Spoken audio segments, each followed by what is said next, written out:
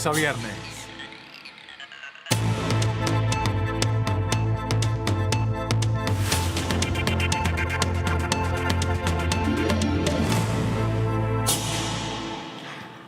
Hola, ¿cómo les va? Bienvenidos a Esto es de TV, el periodismo en el Congreso. En el mes de enero, a donde sucede de todo, donde hay muchos temas para empezar a desmenuzar y conocer, porque se viene próximamente una nueva sesión especial extraordinaria con temas que quedaron del año pasado y con temas también que envió el Poder Ejecutivo. Hola, Has, bienvenida, ¿cómo andás? Muy bien, ¿ustedes cómo andan? ¿Todo bien? Sí, una semana que va a ser clave, digo, esta semana es de cara a la segunda quincena, sobre todo, en donde ya va a moverse y vamos a tener definido qué es lo que el presidente quiere que se apruebe, que no, que se va a tratar. Claro, y el presidente que también al mismo tiempo está siguiendo de cerca el derrotero del virus y por supuesto nosotros también, porque todo eso va o puede afectar la actividad parlamentaria en función de las medidas que se puedan llegar a tomar si el seguimiento de los casos sigue creciendo y por lo tanto preocupando como hasta ahora. Hola Marian, ¿cómo va? ¿Cómo estás, Melina? Bien, ¿y vos? Bien, acá estamos haciendo un repaso de todos los temas Pensé que andabas con crucigramas. que quedaron pendientes. No. ¿Sabes que nunca me salieron? Así que es una frustración.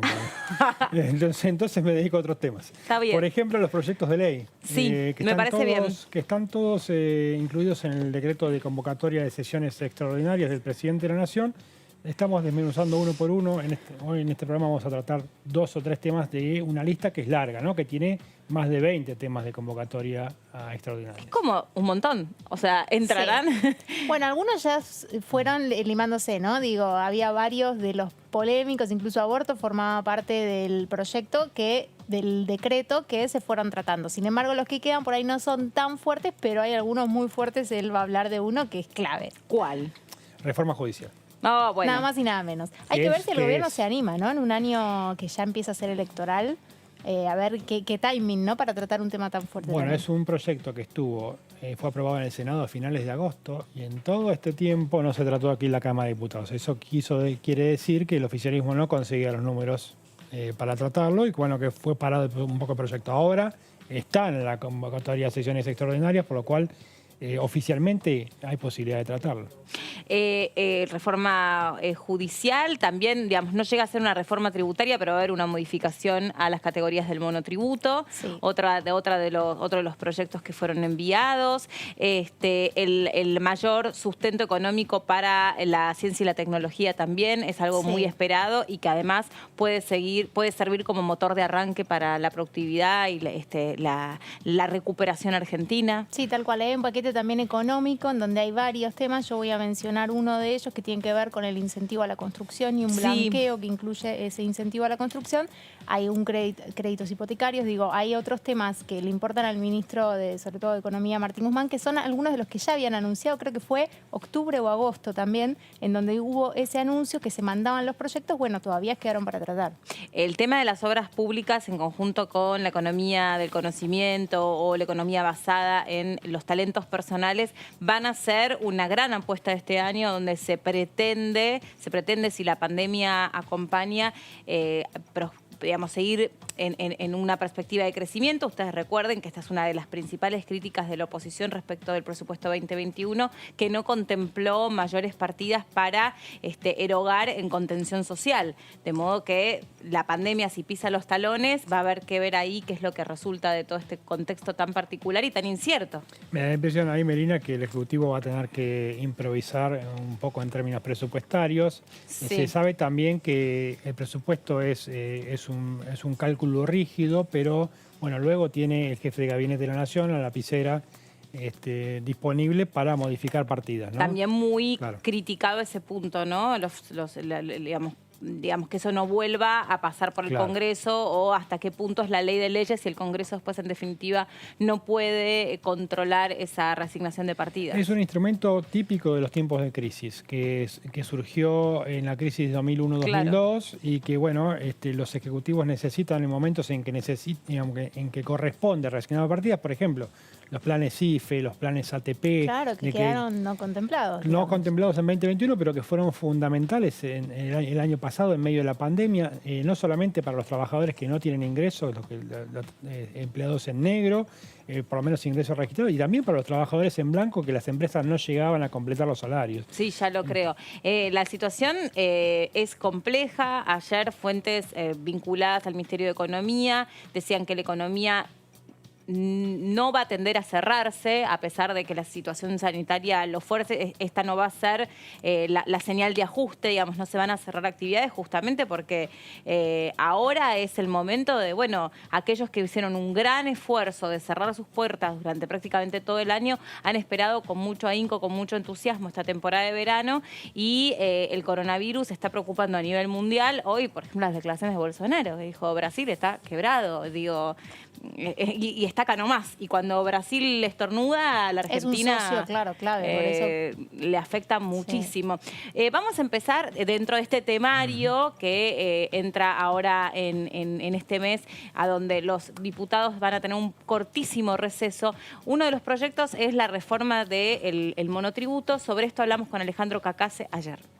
El proyecto en sí acaba de ingresar, el texto recién ha tenido su entrada en la Cámara y lo estamos analizando y lo van a analizar los miembros de la Comisión de Presupuesto, pero este es un tema que surgió a partir de la exclusión que se produjo por aquellos que exceden el límite de facturación del monotributo. Entonces el problema es que, claro, aquel que, recordemos, el monotributo lo que se hace es un pago integrado de los distintos impuestos. El que excede eso tiene que pasar al régimen general y a partir de eso pagar por IVA y por ganancias y hacer esas declaraciones y cambiar la forma de pago que tienen. Y aquí hay una situación de que el 75% de los que están en la última categoría se pasó en al menos hasta un 25% de la facturación. Entonces es a ese universo que la AFIP le está bajo este proyecto proponiendo una regularización para que no queden automáticamente excluidos y con eso tengan que pasar a pagar mucho más de repente. Tengamos en cuenta que es una categoría que está hecha sobre todo para los cuentapropistas, sí, que no están ni como autónomos en el régimen general, ni tampoco son asalariados dependientes, sino que en general son independientes, muchos profesionales también, que facturan bajo este régimen y que es un régimen que tiene categorías según el nivel de facturación que se tiene y según el tipo de actividad que se realiza. Y el asunto problemático es que cuando uno excede el monto de facturación límite del monotributo, en general te implica muchísimas más obligaciones tributarias. Entonces, no es menor para el contribuyente, no solo en cuanto al monto de pagar, sino en cuanto al cumplimiento de obligaciones que debe hacer cuando pasa de un régimen a otro, ¿no? Del monotributo al régimen general de IVA y ganancias. Bueno, lo que pasa es que el diputado acá se sabe muchísimo y prácticamente lo usamos como contador personal. Empezamos a preguntar, ¿pero cuánto es la categoría? Bueno, decía que Marian, recórdame, era para la última categoría de los monotributos que se habían excedido hasta un 25% en su facturación. Exactamente, acá se lo explicó bien. El proyecto ese entró ayer aquí en la Cámara de Diputados, firma del presidente Alberto Fernández, del ministro Guzmán y el jefe de gabinete Cafiero. Lo que hace básicamente es que los que están incluidos en el régimen general de monotributo, Melina, y se excedan hasta un 25%, que no caigan en, digamos, que no queden fuera del sistema. Exacto. Y eso, digamos, quedar afuera del sistema a alguien que le haya pasado ya sabe, es pagar muchos más impuestos en el próximo periodo fiscal, digamos. Entonces, lo que está tratando de hacer ahí el Poder Ejecutivo es que la gente siga estando dentro del monotributo, que pueda tener su actividad económica y a su vez asegurarse la capacidad de recaudación, ¿no? Porque sí, bueno, claro, es uno de los puntos centrales para la economía, no solamente, obviamente, la emisión monetaria, pero sí la recaudación es central para el déficit. La movilidad jubilatoria y todo eso también. Exactamente. Sí, Hijas, ¿querías decir algo de esto? No, sí, de acuerdo con eso y además teniendo en cuenta que hay mucha gente con el tema de la pandemia, se quedó por ahí sin un trabajo fijo y empieza a hacer no changas, pero digamos un trabajo no en relación de dependencia, Claro. y los monotributos, bueno, son claves, ¿no? Para eso. Exactamente, exacto. Bueno, también habló Daniel Ferreira con nuestra compañera, con Karin Cohen, y lo hizo más allá de esta cuestión del monotributo, hablando sobre los impuestos en general y también un reclamo que viene hace un buen rato, sí, como, digamos, como base de todos estos proyectos de ley, no habría que hacer una reforma tributaria. Miren. Yo creo haberlo dicho, espero no equivocarme, creo haberlo dicho. La carga impositiva que tiene el país es muy alta, pero el impuesto a la riqueza ha sido el recurso desesperado del Estado que está sin recursos. Ha sido una medida de tipo desesperado porque no había de dónde sacar dinero para pagar las consecuencias de la pandemia, las IFE, los planes. Entonces, cuando no hay dinero, lamentablemente se optó por esto del impuesto a la riqueza, que evidentemente es antipático y que no todos lo compartimos, ¿no? Bien. Pero no había otro recurso. No había otro recurso. Y yo insisto, tenemos que generar recursos que nos permitan atender aquellos beneficios que queremos otorgar. Bien, diputado. Pero tenemos que generar los recursos. Esto es como en el presupuesto. Si yo quiero presentar un proyecto de algo, tengo que decir de dónde salen los recursos. Claro. Porque si no, podemos presentar cualquier disparate total. Yo soy una persona extremadamente humilde, estoy muy lejos de ser un empresario con plata, o sea, nada de lo que diga es porque yo esté de acuerdo con lo que tienen mucho. Pero para atraer inversiones tenemos que dar las condiciones que están dando otros países. ¿Qué debería? Baja de impuestos, Ahí está, a ver. distintos tipos de beneficios, porque yo recuerdo las palabras de Lula, cuando bajó los impuestos para que se instalen en Brasil y dijo, lo que voy a perder de recaudar en impuestos, lo voy a recuperar con el pago de sueldos y con el empleo para mi gente. Bien. Hay que mirarlo por ese lado. Necesitamos empresas que nos generen trabajo para la gente. Bueno, ni más ni menos, ¿no? La cuestión del trabajo va a ser central. Obviamente todos los indicadores tienden a pensar que si afloja de nuevo la carga que significa para el Estado sostener a un grupo importante de argentinos que le ha pasado pésimo durante la pandemia, se supone que los números van a tender a, por un lado, generar más puestos de trabajo y por otro, también, por supuesto, recuperar a la Argentina entera. Respecto a los puestos de trabajo, también es parte de lo que se defendió cuando se defendió la fórmula de movilidad jubilatoria, diciendo que era una fórmula atada a un proyecto económico y político que naturalmente pretendía mejorar la situación de los asalariados y por lo tanto de los jubilados. Así que ahí estaba la postura. Bueno, otro de los proyectos que va a entrar durante este periodo, nos lo contaba ayer Dani Mosetic, es la cuestión de los biocombustibles.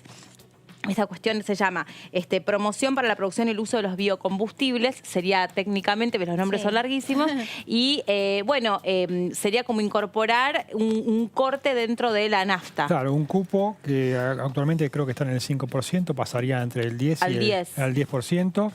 Que, bueno, yo no sabía, pero bueno, cuando uno carga en el surtidor tiene ese 10%, tendría ese 10% ya. Ni yo sabía. Tampoco, claro, pero evidentemente hay una promoción de parte del gobierno a este sector de la economía que genera 250.000 puestos de trabajo en todo el país y que tiene muchas provincias productoras y genera alguna rispidez con las provincias petroleras y con el sector petrolero, ¿no? Sí, porque los productores de petróleo ponen el grito en el cielo con esto. Sí, esta extensión, digamos, vence en mayo, digamos, y hay que extenderla.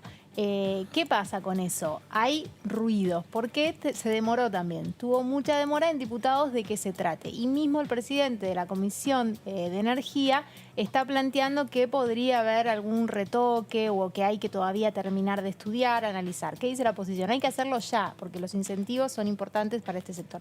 También es cierto que no está en el temario de extraordinarias.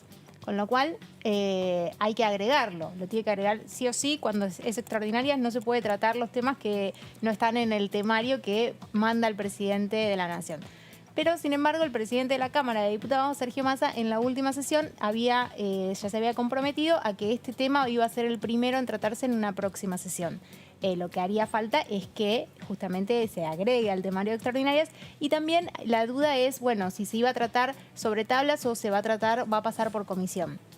Bueno, está contemplado que se pase por comisión, pero bueno, como hay estos temas que siguen dando vuelta, lo que se había hablado era más como hay que viajar con el tema presencial, que se haga, si la sesión es el 20, bueno, 19 comisión, 20 sesión. Claro, los diputados ya están avisados, por lo menos con los que fuimos hablando nosotros, que tienen que guardarse esos días, Claro. 19 y 20. Sí. Se supone que el 19 es la comisión y el 20 es el tratamiento Claro. en el recinto. Las comisiones, ¿no? Supongo. O más bien presupuesto. Por lo menos, claro, el presupuesto es una y la otra, la energía, seguramente. Claro, sí, Seguramente. será un Claro. plenario. Bueno, sobre este tema, sobre el de los biocombustibles, habló el diputado Romero. Bueno, creo que los beneficios impositivos son los que ya vienen teniendo, ¿no es cierto? Que esa exención es impositiva tanto en ganancias, IVA, es decir, una serie de beneficios que se le da a la producción de estos biocombustibles. Me parece que es algo positivo, algo que viene bien sobre todo para las provincias productoras, para las economías regionales. Es algo que en la medida que se vaya incrementando esto es beneficioso tanto en lo económico como en lo ambiental, ¿no? Existen ya, como decía Daniela, 250.000 puestos de trabajo, y en la medida que esto se vaya incrementando en la producción, se va incrementando en la cantidad de mano de obra, ¿no es cierto? Así que es beneficioso desde todo punto de vista. Por lo tanto, creo que esta prórroga de la ley no va a tener, entiendo yo, mayor inconveniente en ser aprobado, ¿no? Bueno, y otro de los proyectos es la prórroga de los partidos políticos. ¿Qué significa, Marian? Vos tenés un poco más de información sobre ese tema. Ahí lo que sucede, Merina, es que muchos o casi todos los partidos tenían que haber hecho una interna el año pasado, o por lo menos renovar autoridades. La mayoría de los partidos políticos lo que hizo fue postergar eso. ¿Por qué? Porque primero no se podía hacer internas por una cuestión de pandemia, de aislamiento social por un lado.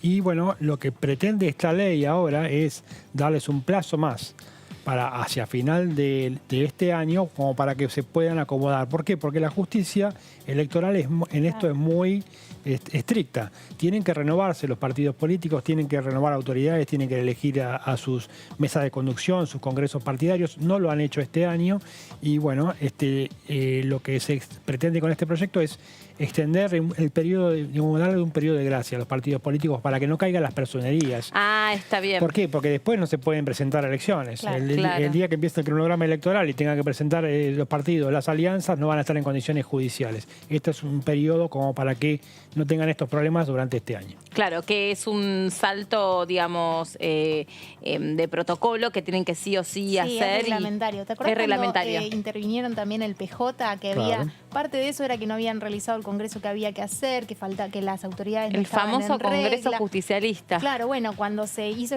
la intervención que estuvo Barrio Nuevo en ese momento, bueno, que fue un momento de crisis dentro del PJ, incluso estaba esto de la cuestión reglamentaria de no hicieron estos pasos. Son cosas que los partidos políticos tienen que hacer. Y ante una demanda, un juez federal con competencia electoral en este caso, digamos, puede hacer lugar, como hizo en el caso de Barrio Nuevo.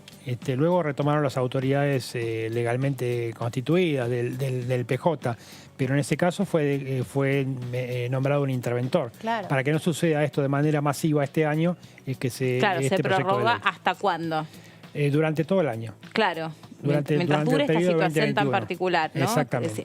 Bueno, cuántas cosas que la pandemia ha tenido que introducir y ha modificado no solo nuestras vidas, sino también esta cosa de, bueno, esto por ahora no se puede, mientras haya pandemia, el teletrabajo, mientras haya pandemia, las telerecetas, mientras haya pandemia, bueno, un montón de cosas, porque realmente gran parte de las leyes, que fueron 66, que se lograron aprobar este año, tuvieron que ver en su gran mayoría con subsanar cuestiones que habían resultado urgentes, no porque antes no, pero en este momento se hacían como impostergables.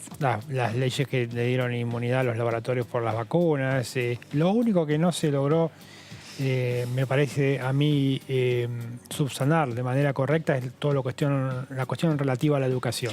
Coincido ¿no? con vos, porque Ese el es un tema tema el bajar datos de manera gratuita vinculados a lo educativo se aprobó o no se aprobó. Muy al final del año. Después el de trayectorias educativas, me parece que todavía le falta una instancia más. Los chicos nunca volvieron a clases o volvieron en muy poquitas provincias. Es decir, ese es el tema, digamos, de todo el impacto que tuvo la pandemia. El sector educativo es el que pudo reaccionar de manera menos rápida, ¿no? Sí. Menos urgente. Y ahí sí un poco a contramarcha de lo que uno ve que ha sucedido en otras partes del mundo, donde también las cifras son muy alarmantes y sin embargo las escuelas trataron de resistir la mayor cantidad de tiempo posible. Sobre este tema habló la diputada Munier. Todo depende de la situación sanitaria de cada una de las provincias. Yo creo que, por ejemplo, en el caso de Santa Fe, que es la provincia en la que estoy, hoy por hoy no es momento para que todos los chicos y chicas vuelvan a las escuelas, porque la curva está en ascenso, los casos aumentan. Hemos visto pocos casos estos días porque se redujeron los hisopados con motivo de los días de las fiestas, claro, de Navidad y de Año Nuevo, pero ya ayer habían aumentado considerablemente. De 40 a 50 casos que había la semana pasada, ayer hubo más de 200. Entonces, estamos hablando de que aumentan los casos y yo no creo que en este contexto puedan convivir y puedan, más allá de las restricciones, que se pueda volver la totalidad. Muchos hablan de una situación, digamos, de compaginar y articular presencialidad con virtualidad. Yo creo que la virtualidad no la vamos a poder evitar porque no vamos a poder volver. En escuelas donde hay 800, 900, 1000 pibes y pibas, no vamos a poder volver, que las hay, y las hay públicas y las hay privadas.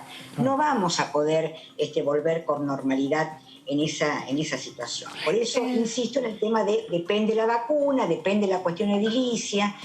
En los pueblos más pequeños a lo mejor se puede volver, en las escuelas de la ruralidad también, pero en las escuelas de los grandes centros urbanos por ahora es casi imposible. Hablamos con los diputados a lo largo de estos días sobre cuáles han sido esas herramientas más valoradas o que han dado resultados positivos sobre el trabajo parlamentario. Casi todos destacan que esta manera de trabajar de manera mixta o utilizando el recurso de la virtualidad, sobre todo para reuniones de comisión, ha generado que como nunca antes muchos técnicos, muchos funcionarios de distintos estamentos del Estado hayan podido participar y hayan sido realmente sus aportes valiosísimos para después perfeccionar el texto de una ley. Sí, y también muchos especialistas por ahí de otras partes del mundo que generalmente mandaban una carta que por ahí se podía leer, pero no sé, mismo el tema aborto, mismo el tema... Hubo videoconferencias con gente en España, gente en distintos lados. El teletrabajo también. Bueno, también contando sus experiencias desde ahí, digo, se abrió un poco, se corrieron las barreras y se abrió ese universo de participación mucho más lejos. Que estaría bueno que eso quede o si sigue presencial, ¿no? Por más que se reúnan presencial, bueno, que tengan una pantalla y puedan seguir formando parte, participando especialistas de todas partes del mundo, porque la verdad que enriqueció mucho el debate. Totalmente eso que decís vos, en cantidad de participantes, en variedad de participantes, en distancia de participantes. Es más fácil hacer la agenda, porque a veces era, bueno, pues hasta ahora no, porque tenés que venir hasta el centro, a congreso, y no. Terminaban bajándose. Claro. Con la virtualidad podés de donde estés. Y además porque mucha legislación que se empieza a estudiar aquí ya se aplica en otros lugares del mundo. Claro. Sí. Entonces, bueno, incluso hay provincias que tienen legislación más avanzada que la nación. Entonces cuentan con especialistas en determinadas materia que es necesario consultar. Por ejemplo, etiquetado frontal. Sí. Bueno, todos los países de la región, la mayoría ya lo está utilizando, ¿no? Claro. Chile, Perú. México ha dado muy buenos resultados. Claro. Sin lugar a dudas, yo creo que como ustedes dicen y los mismos diputados reconocen, además la cantidad de días que estuvo activo el Congreso, porque antes el lunes no era un día prácticamente laborable, mucho menos los viernes, claro, porque eso hacía que estuviesen viajando, que estuviesen concentrados ya en sus propios traslados. Ahora también han recorrido kilómetros, hemos hecho nota con los diputados a la vera de la ruta, ni más ni menos, que hemos recorrido distintos paisajes también de esta manera, y para nosotros también fue muy enriquecedor porque sinceramente de otra forma hubiera sido mucho más acotada la cantidad de diputados o diputadas que hubieran sido consultados sobre cada uno de los temas. Sobre esto habló el diputado Arce. Este año, bueno, el año pasado, el año 2020, nos obligó a todos a adaptarnos a las nuevas realidades, a este contexto de pandemia que sin lugar a dudas generó cambios en los hábitos, en las costumbres, y eso se traduce también en la Cámara de Diputados, así que de una manera muy particular que sirvió estas tecnologías, estas herramientas de comunicación, sin lugar a dudas también sirvieron para ayudar a que no se paralice el Congreso y se puedan, que cada uno pueda seguir desarrollando su labor. Más allá de algunas particularidades que, bueno, me parece que no viene al caso, pero en el caso de Formosa, por ejemplo, es lo que yo siempre vengo insistiendo, la imposibilidad justamente de participar de las sesiones de manera presencial debido al sistema sanitario, a las normas sanitarias que impone la provincia de Formosa para nuestras vueltas, una vez terminada la sesión, a la vuelta, el cumplimiento de una cuarentena de 14 días que va a contramano, se puede decir, a las disposiciones nacionales y de las demás provincias de la República Argentina. Particularmente ahí el caso de Formosa, que también recordábamos nosotros que había dado mucho que hablar, ha sido la provincia más blanca de todas. Si pintásemos en ese mapa que veníamos presentando en casos, le decimos blanca porque es la que más ha resistido el coronavirus, pero también, como nos explicaba, totalmente aislado y con un sistema sanitario muy austero, que si la situación empeoraba, obviamente iban a estar necesariamente en problemas. Sobre las herramientas o los recursos que dejó este año 2020, el diputado Alume también hizo referencia. Que el año 2020 fue un año también de mucho trabajo, atípico por supuesto, pero creo que la Cámara estuvo con una dinámica importante, con herramientas tecnológicas apoyando ese trabajo, y creo que el 2021 seguramente no solamente se van a tener que utilizar las mismas herramientas, sino que ese 2020 va a haber cambiado tal vez el funcionamiento del Congreso en muchas áreas, principalmente en lo que tiene que ver con la dinámica del trabajo de comisiones, o por lo menos eso aspiro yo. Las herramientas tecnológicas permitieron la asistencia de innumerable cantidad de expositores, dándole tal vez una particularidad federal a lo que antes se concentraba tal vez en expositores que estaban más cerca territorialmente del Congreso.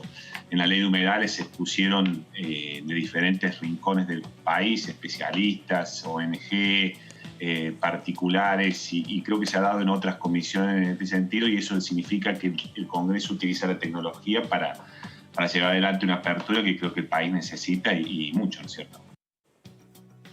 ¿Y cuál va a ser el desafío que queda por delante? ¿Cómo va a ser el próximo año de trabajo? Nos lo anticipaba desde su punto de vista el diputado Casareto. El programa de trabajo que se dio a conocer el día 19 de enero, estaríamos comenzando el trabajo en comisiones.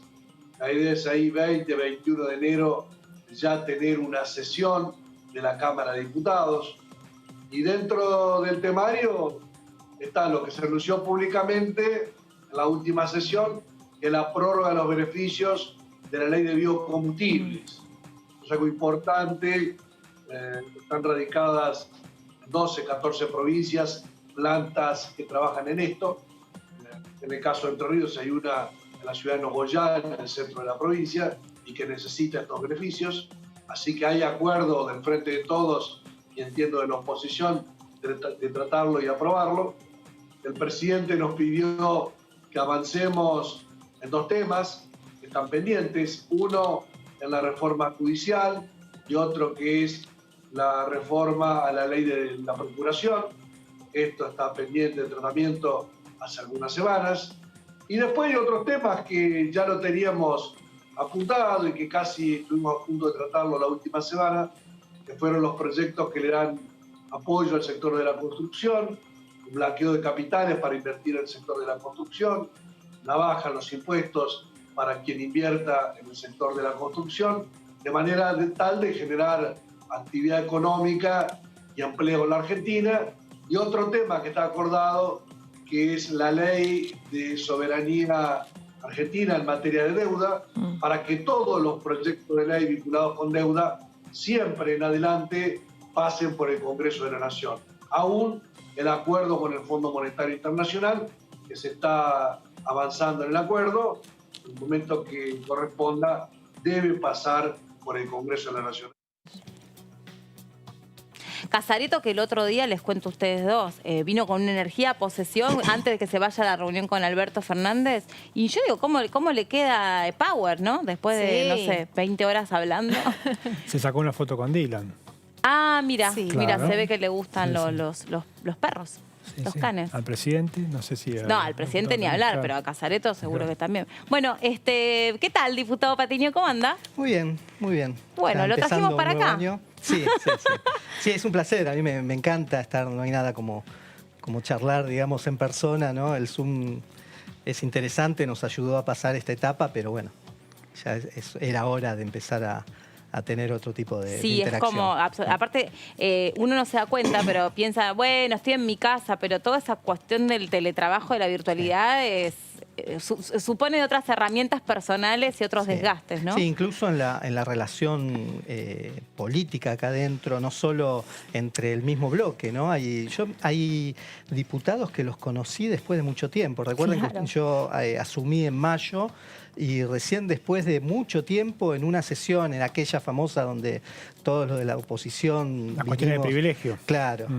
Ahí conocí a muchos personalmente que no los conocía. De su propio bloque. De mi propio bloque. Ay, qué loco Del eso. interior, ¿no? Así que, y mucho más cuando, bueno, se trata en la política de consensuar, de llegar a acuerdos donde uno tiene que hablar con diputados de otros bloques. Me parece que la presencialidad es importante. Para el tema político, para el tema trabajo técnico, la verdad que la virtualidad funcionó muy bien y me parece que puede seguir usándose, por lo menos me parece. ¿Y es lo que van a pedir, por lo pronto, para las comisiones, eso, que la virtualidad es una herramienta que se quede? Yo no lo voy a pedir, no creo que la oposición sea quien pide eso, seguramente es algo que tomará el oficialismo, pero para las comisiones la verdad que no me opongo. Tengo algunas objeciones en cuanto a la modalidad de trabajo, pero no tiene nada que ver con el sistema en sí, sino que los diputados tenemos que aprender, vieron como, bueno, teletrabajar o los docentes O los mismos. chicos, Hay docentes, claro, sí. yo estoy estudiando de nuevo, estoy haciendo una maestría y he tenido un profesor que presencialmente era una maravilla y vía Zoom Es era otra cosa. complicado, es otra cosa. Bueno, los diputados también ¿Maestría en qué necesitamos está eso. haciendo? Una maestría en Economía y Ciencias Políticas. Yo vengo de comunicación y bueno, me faltaban algunos conceptos teóricos que somos me pasó, colegas. que me pareció... Pero es cierto, bueno los de buscarlo. comunicación nos faltan conceptos económicos generalmente. Recontra. Sí, hay que Sí. completar la formación. Sí, Claro. absolutamente. Perdón, te voy a tutear. ¿Sos licenciado en comunicación? Sí. Mira. Sí, sí. Y- Así que, y diseñador gráfico también, que fue mi primera formación. Bueno, está Así muy que, bien. O sea, entré en la política como trabajando, digamos, apoyando técnicamente en comunicación a Patricia Bullrich, a Lilita Carrión, aquella época del 2007. Pero bueno, siempre trabajé con Patricia Bullrich hasta que en algún momento, no sé qué me pasó por la cabeza, y salté del otro lado del mostrador y me largué a construir una carrera Patricia política de Bullrich, grande. que también estudió comunicación. También en la Universidad de Palermo. Sí, también estudió comunicación. Una consulta antes de pasar a mis compañeros. Aprovechen estos minutos, estoy verborrágica, después paso la pelota. No, uniendo un poco todo, que sos comunicador social, que sos político y que también sos, ¿cómo dijiste? Diseñador gráfico. ¿Qué pensás del etiquetado frontal? Porque une un poco todo. En la práctica va a ser, yo te diría, casi imposible de llevar. Es realmente esto te lo digo como diseñador gráfico, desde la industria. Es una cosa difícil de implementar en la industria, en el mercado. Más allá de eso, creo que hay una cuestión de implementación que va más allá, digamos, de la parte de diseño. Hay una cuestión de implementación que tendría que conversarse un poco más. A mí me parece, cuando surgió esto en el recinto, yo fui uno de los que dije, no, esto no puede no puede pasar porque necesita profundidad de trabajo, un análisis diferente, se necesita tener a todos los actores, ¿no? Tener a la industria, no solamente verlo desde el consumidor, sino tener a la industria para ver cómo se puede llevar adelante. Si no, lo que hacemos es crear leyes que después son difíciles de Ahora, implementar. si hay otros países vecinos que lo están aplicando y no se conoce que tengan demasiados inconvenientes. Bueno, hay que estudiar cómo están haciendo esos países vecinos. Nosotros acá tuvimos referencia de algunos diputados que también tienen una actividad privada relacionada. Dijeron, esto no va a ser fácil, preguntamos por qué, y ahí nos dimos cuenta que necesita un trabajo mucho más profundo, que está bien, en la comisión se está realizando eso. Lo que a mí me parecía era que en el recinto no lo podíamos tratar, digamos, como apartamiento de reglamento ese día. Y fue una cuestión rara porque lo propuso alguien de mi bloque. Bueno, el jefe del bloque del oficialismo, Máximo Kirchner, claro, como que hizo hincapié en esa contradicción, ¿no? Sí. Bueno, pero ¿cómo quedó el bloque a partir de eso? Digamos, que ¿quedaron dolidos por esa apreciación o...? No, generalmente esto, como para contarlo, como pasa prácticamente, esto pasa, yo fui asesor de Patricia Bullrich acá en el Congreso y también sucedía así, las últimas sesiones donde se acuerdan proyectos para tratar, digamos, con apartamiento de reglamento, generalmente entran una cantidad de proyectos que no siempre son consensuados ni siquiera internamente. A mí me ha tocado, la vez anterior fui diputado también en 2016-2017, me ha tocado también oponerme, pedir, y esos proyectos que se votaban en conjunto, levantar la mano y decir que ese y ese no. Entonces, suele pasar, no es algo, digamos, que suceda así generalmente. Bueno, de hecho en el oficialismo también había pasado hace otras sesiones, 2 o 3 sesiones atrás, también con otro proyecto, que tenía que ver con las PASO. Claro, entonces, la postergación o no de las PASO. Hablando de eso, diputado, ¿hay novedades respecto a si hay posibilidades? ¿Se volvió a tocar el tema o quedó dormido por las propias diferencias del oficialismo en ese tema? Lo que pasa es que cambiar las reglas de juego tan sobre la marcha es muy complicado. Más allá de que las razones pueden ser muy válidas. De hecho, yo también fui muy crítico a las PASO, sobre todo en los distritos donde no había PASO. De hecho, sigo pensando eso, que si en un distrito todos van con lista única, me parece un despropósito que haya PASO, pero es una herramienta fundamental y bueno, y sobre todo en esto, ¿no? Donde hay la política argentina ya no es bipartidista, sino bifrentista, por decirlo de alguna manera. Entonces, dentro de cada sector hay diferentes visiones políticas, diferentes sectores que tienen que dirimirse en las PASO, no queda otra manera como para tener una buena representación después en las cámaras. ¿Y qué pasa si aprieta la pandemia este año nuevamente? Y realmente ese va a ser un gran problema. Yo sinceramente no me imaginé que íbamos a estar viviendo de nuevo este momento. Uno lo ve en Europa y sí, es lógico que en el invierno recrudece, pero sí me preocupa especialmente esto que ya en pleno verano empiece a levantar. Entiendo que, si bien yo fui siempre muy crítico de la cuarentena, ¿no? De la cuarentena, cómo se llevó a cabo, me parece ¿Por que... qué? ¿O en qué sentido crítico? Yo creo que fui constructivamente crítico, digamos, porque creo que había que hacer tal vez una mesa de trabajo entre la producción, los trabajadores, todos los que estaban involucrados en los docentes, todos los que estaban involucrados en las actividades que se paralizaron. Me parece que se podría haber trabajado junto a los sanitaristas, se podría haber trabajado en protocolos que permitieran sostener una actividad, así como ustedes siguieron trabajando y vinieron cuidándose y cuidando a los cámaras y toda la gente que trabaja. Me parece que en cada actividad se podría haber hecho lo mismo en aquel momento. Así que ahora realmente no sé cómo va a continuar, me preocupa y no me esperaba, digamos, un relajamiento en cuanto a la responsabilidad de la ciudadanía. Esa es una opinión que tenía. ¿No te esperabas eso? No, sabía que iba a resultar, digamos, una explosión, ¿no? Más con el tema de los jóvenes. Siempre cuando uno los contiene, después suceden estas cosas. Pero realmente me preocupa eso, porque uno tiene un discurso cuando hace estas críticas que dan por sentado una responsabilidad de la ciudadanía que después también se la exijo y me la exijo a mí mismo como también le exijo al gobierno, ¿no? No es cuestión de exigirle al gobierno y que después la ciudadanía o nosotros como opositores. Yo, la verdad, no me gustó también lo de las marchas verdes y celestes, no me gustó lo del velatorio de Diego Maradona. O sea, hay cosas que me parece que la dirigencia política también tiene que tener una responsabilidad para que después se refleje abajo, ¿no? Porque ahora también salir a cuestionar a los chicos cuando desde la dirigencia política no dimos un ejemplo tampoco, no solo con esto, también con otras marchas que se hicieron. Las marchas que hizo Juntos por el Cambio. Exacto, ¿no? entonces la verdad es que me parece que nos pone en una situación donde desautoriza a todos. Las de los flota-flota. Por ejemplo.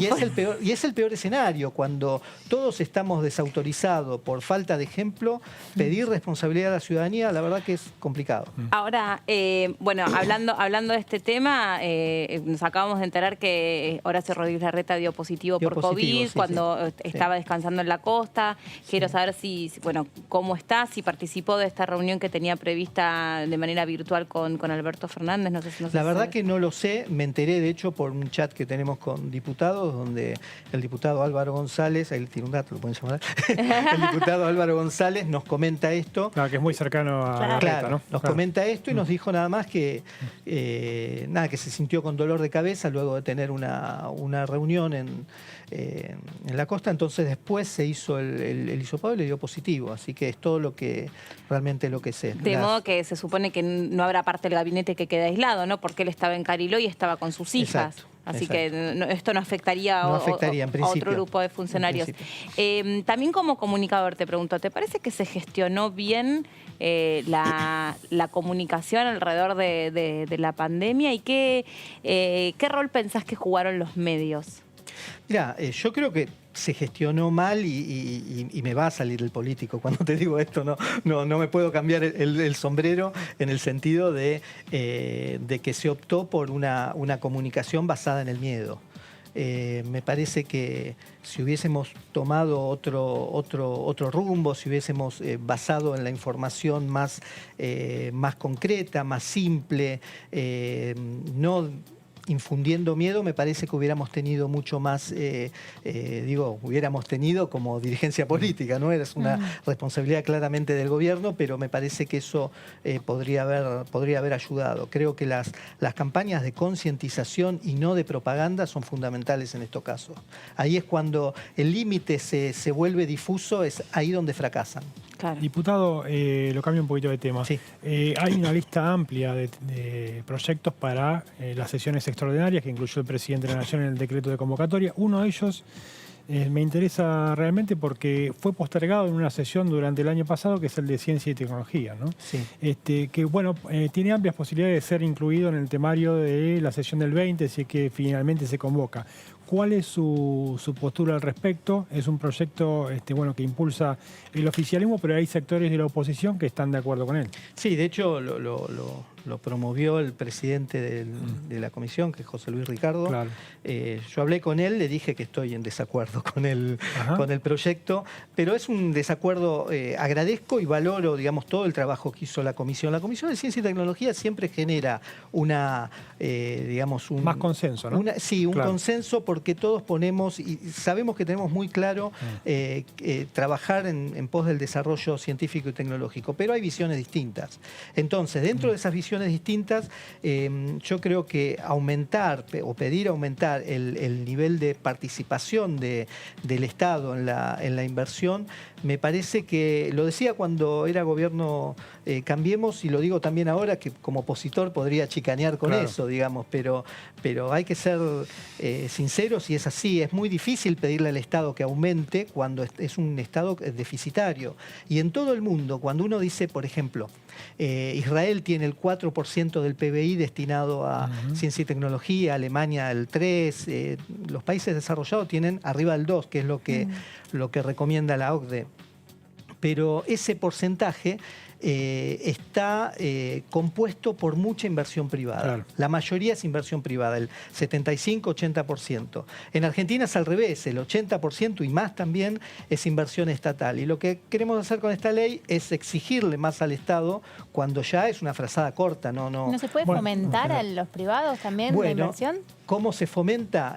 La ley, si bien los diputados me dijeron, no, tiene un artículo que proponemos fomentar. Bueno, está bien, pero no se soluciona con eso. En realidad, fomentar la inversión privada implica sanear la moneda, implica reducir el gasto público, implica reducir impuestos también para que la actividad privada tenga un incentivo para invertir. A mí me gustaría, por una cuestión hasta ideológica, si querés, una baja general, digamos, una presión tributaria general que sea menos, que sea una carga menor para el que produce, pero por lo menos se podría trabajar más en cuestiones sectoriales, ¿no? Que tenga que ver con... ¿Cómo votó usted la ley de economía del conocimiento que hace más hincapié en el sector privado? No, yo voté a favor. Tuve ahí una diferencia en estas cuestiones de tecnología con la de teletrabajo. Claro. Me abstuve, cuando en realidad mi idea era votar en contra, pero ahí fueron 17 proyectos, de los cuales terminaron creo que 3 o 4 dictámenes. Y la verdad que todos eran dictámenes que yo no compartía. Bueno, el que salió, el que se votó era el dictamen más moderado, el que se había logrado con consenso de diferentes fuerzas, y creo que una manera de expresar el rechazo era la abstención y no la negativa, porque ¿qué puede pasar? Es como lo que le llaman el dilema del prisionero. Imagínense si el Frente de Todos, sabiendo que había diputados que no estaban muy de acuerdo, decimos, nosotros también votamos en contra y votamos el otro proyecto, que no era el proyecto más moderado. Entonces, a veces la dinámica y las estrategias parlamentarias llevan a tomar decisiones que no son solamente por el sí o por el no.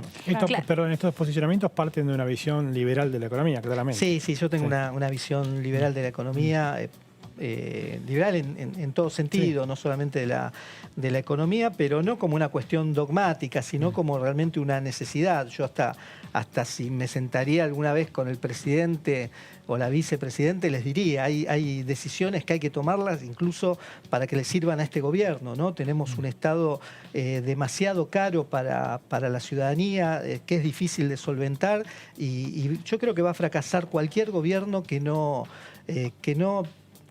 tome medidas de austeridad. No estoy hablando de ajuste, digamos, de cosas que dogmáticamente Pero ¿cómo ser... propondría Patiño que se achique el gasto del Estado? ¿Por dónde? Y realmente primero hay que priorizar el gasto en determinadas situaciones. Nosotros nos encontramos... Pues estamos en un contexto súper especial. Pero ante la pandemia, ¿qué es lo que pasó? Ahí nos encontramos que no hicimos el trabajo cuando había que hacerlo. Nos encontramos que teníamos la posibilidad de quedarnos sin camas en los hospitales. Bueno, había un tema de que salud necesitaba mayor inversión. Nos encontramos con problemas de seguridad. Bueno, ahí nos encontramos también con eso. Entonces, es una cuestión de asignación de recursos. A veces nosotros los políticos empezamos a proponer ideas y prometemos cosas que nos llevan en determinado momento a construir un presupuesto nacional que tiene muy poco que ver con la realidad. El presupuesto nacional también pasó lo mismo, pero pasó con todos los presupuestos. Sí. ¿Bajarse el sueldo, por ejemplo? Y también, ¿por qué no? O sea, y cuando uno dice bajarse el sueldo implica un gesto. Esto también hay que dejarlo muy claro, porque lo que ganamos los diputados... No es una incidencia muy grande, claro. Pero más allá de la incidencia, lo que ganamos realmente es muy inferior a lo que se gana, por ejemplo, en el Poder Ejecutivo. O en el Poder Privado, en la gestión privada. En el Poder Ejecutivo mismo ganan muchos más. Esto lo quiero decir así porque... En el Poder Privado lo voy a trabajar en terapia. Varias sesiones. Lo quiero marcar bien, porque ustedes no sé si se acuerdan cuando Mauricio Macri era presidente, él nos tiró un palito de a ver si los diputados nos bajábamos. Y yo me acuerdo que internamente me dolió, porque dije, nuestro presidente nos dice esto, ahora nos este deja... año lo congelaron las dietas. Está congelado, sí. ¿Saben si la Cámara va a volver a...? No tengo idea, y son esos temas que uno no... queda mal preguntar. No, lo que sí, te recomendaríamos que no. No, el otro tema que siempre fue muy sensible es el de los pasajes. El de los pasajes, sí. El año, muy sensible. En la gestión cuando se empezó a conocer un poco cómo se usaba eso, cuánto dinero significaba. Sí. En la gestión de Emilio Monzó se modificó y podría modificarse más. Ahí creo que hay yo por la cercanía incluso que tienen personal Emilio Monzó con Massa, pensé que en algún momento por ahí iba a haber una especie de progresividad hacia cambios más profundos en la Cámara. Pero bueno, como decimos, la pandemia se metió en el medio, tuvimos ahí el Massapalooza, como le llaman. Tampoco hubo tantos vuelos este año. Este año vinieron todos en auto. Claro. Sí. Tampoco hubo vuelos este año, digamos, por lo cual el tema de los pasajes no podían ser canjeados por ninguna otra cosa. Así es. Diputado, perdón. No, vos No, el tema de extraordinarias, el temario es enorme. Hay al menos 2 puntos que se sabe son conflictivos, la reforma judicial, el tema de la procuración. En el resto del temario, ¿cómo lo ven ustedes? ¿Hay un paquete económico grande? ¿Hay variedad? Digo, ¿es no conflictivo? ¿Están dispuestos a acompañar esos temas, esos puntos? Yo te soy sincero, nosotros todavía no tuvimos una reunión política luego de finalizado el año. Entonces todavía no podría, en los chats, digamos, estos temas no se debaten, preferimos no debatirlos, por lo menos hacerlo sí por Zoom. En los temas estos que son institucionales, hay referentes, todos los bloques les pasa lo mismo, nosotros tenemos referentes y en lo personal trato de siempre esperar la opinión de Pablo Tonelli, por ejemplo, en cuestiones institucionales, y a partir de ahí empezar un trabajo con los asesores especializados en el tema, a ver cómo nos posicionamos en esto y ver de trabajar. Yo lo que sí ya empecé a leer y a trabajar son las cuestiones económicas, por esta inclinación que hablábamos recién. Entonces, y las cuestiones económicas no tienen por lo menos el sentido de bajar justamente la presión tributaria sobre las inversiones que son realizadas en pesos. Eso en principio es algo que está bien. Acá el problema lo tenemos con la moneda. Tenemos una moneda que realmente pierde valor, donde el inversor o el ciudadano común no va sobre la inversión en pesos. Entonces, bueno, lo que entiendo que quiere hacer, por lo menos la intención, después hay que mirar la letra chica, por lo menos la intención del gobierno es incentivar la inversión en peso y que la gente se pueda quedar en la moneda nacional. Digo la intención, primero porque la economía es mucho más compleja y no alcanza con una ley que promueva la inversión en pesos si la moneda realmente se sigue cayendo a pedazos. Bueno, ahí la vicepresidenta Cristina Kirchner, por el otro lado de la economía, dijo que la Argentina es el país donde todos los manuales de economía mueren y que recomendó al oficialismo, se lo dijo delante del presidente de la Nación, Alberto Fernández, que bueno, que busque por el lado de la demanda, ¿no? Que es el factor que ella considera para tener una economía exitosa, por lo menos durante este año después de la pandemia. Sí, yo no estoy de acuerdo con eso, pero por una cuestión también ideológica, ¿no?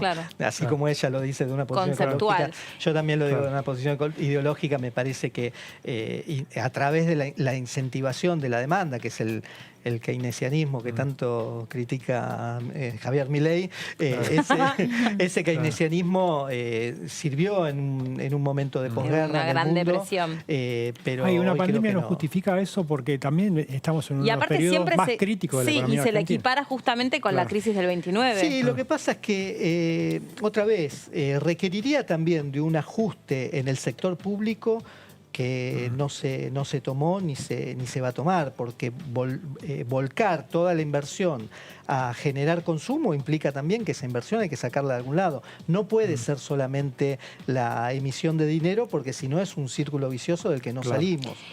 ¿Les dolió que a los diputados opositores Alberto Fernández no los reciba o no quiera brindar con ustedes después de la última sesión del año? No, a mí en lo personal no. En lo personal no. Yo creo que me parece que son gestos que a otros les puede conmover o lo pueden necesitar. Yo la verdad que no.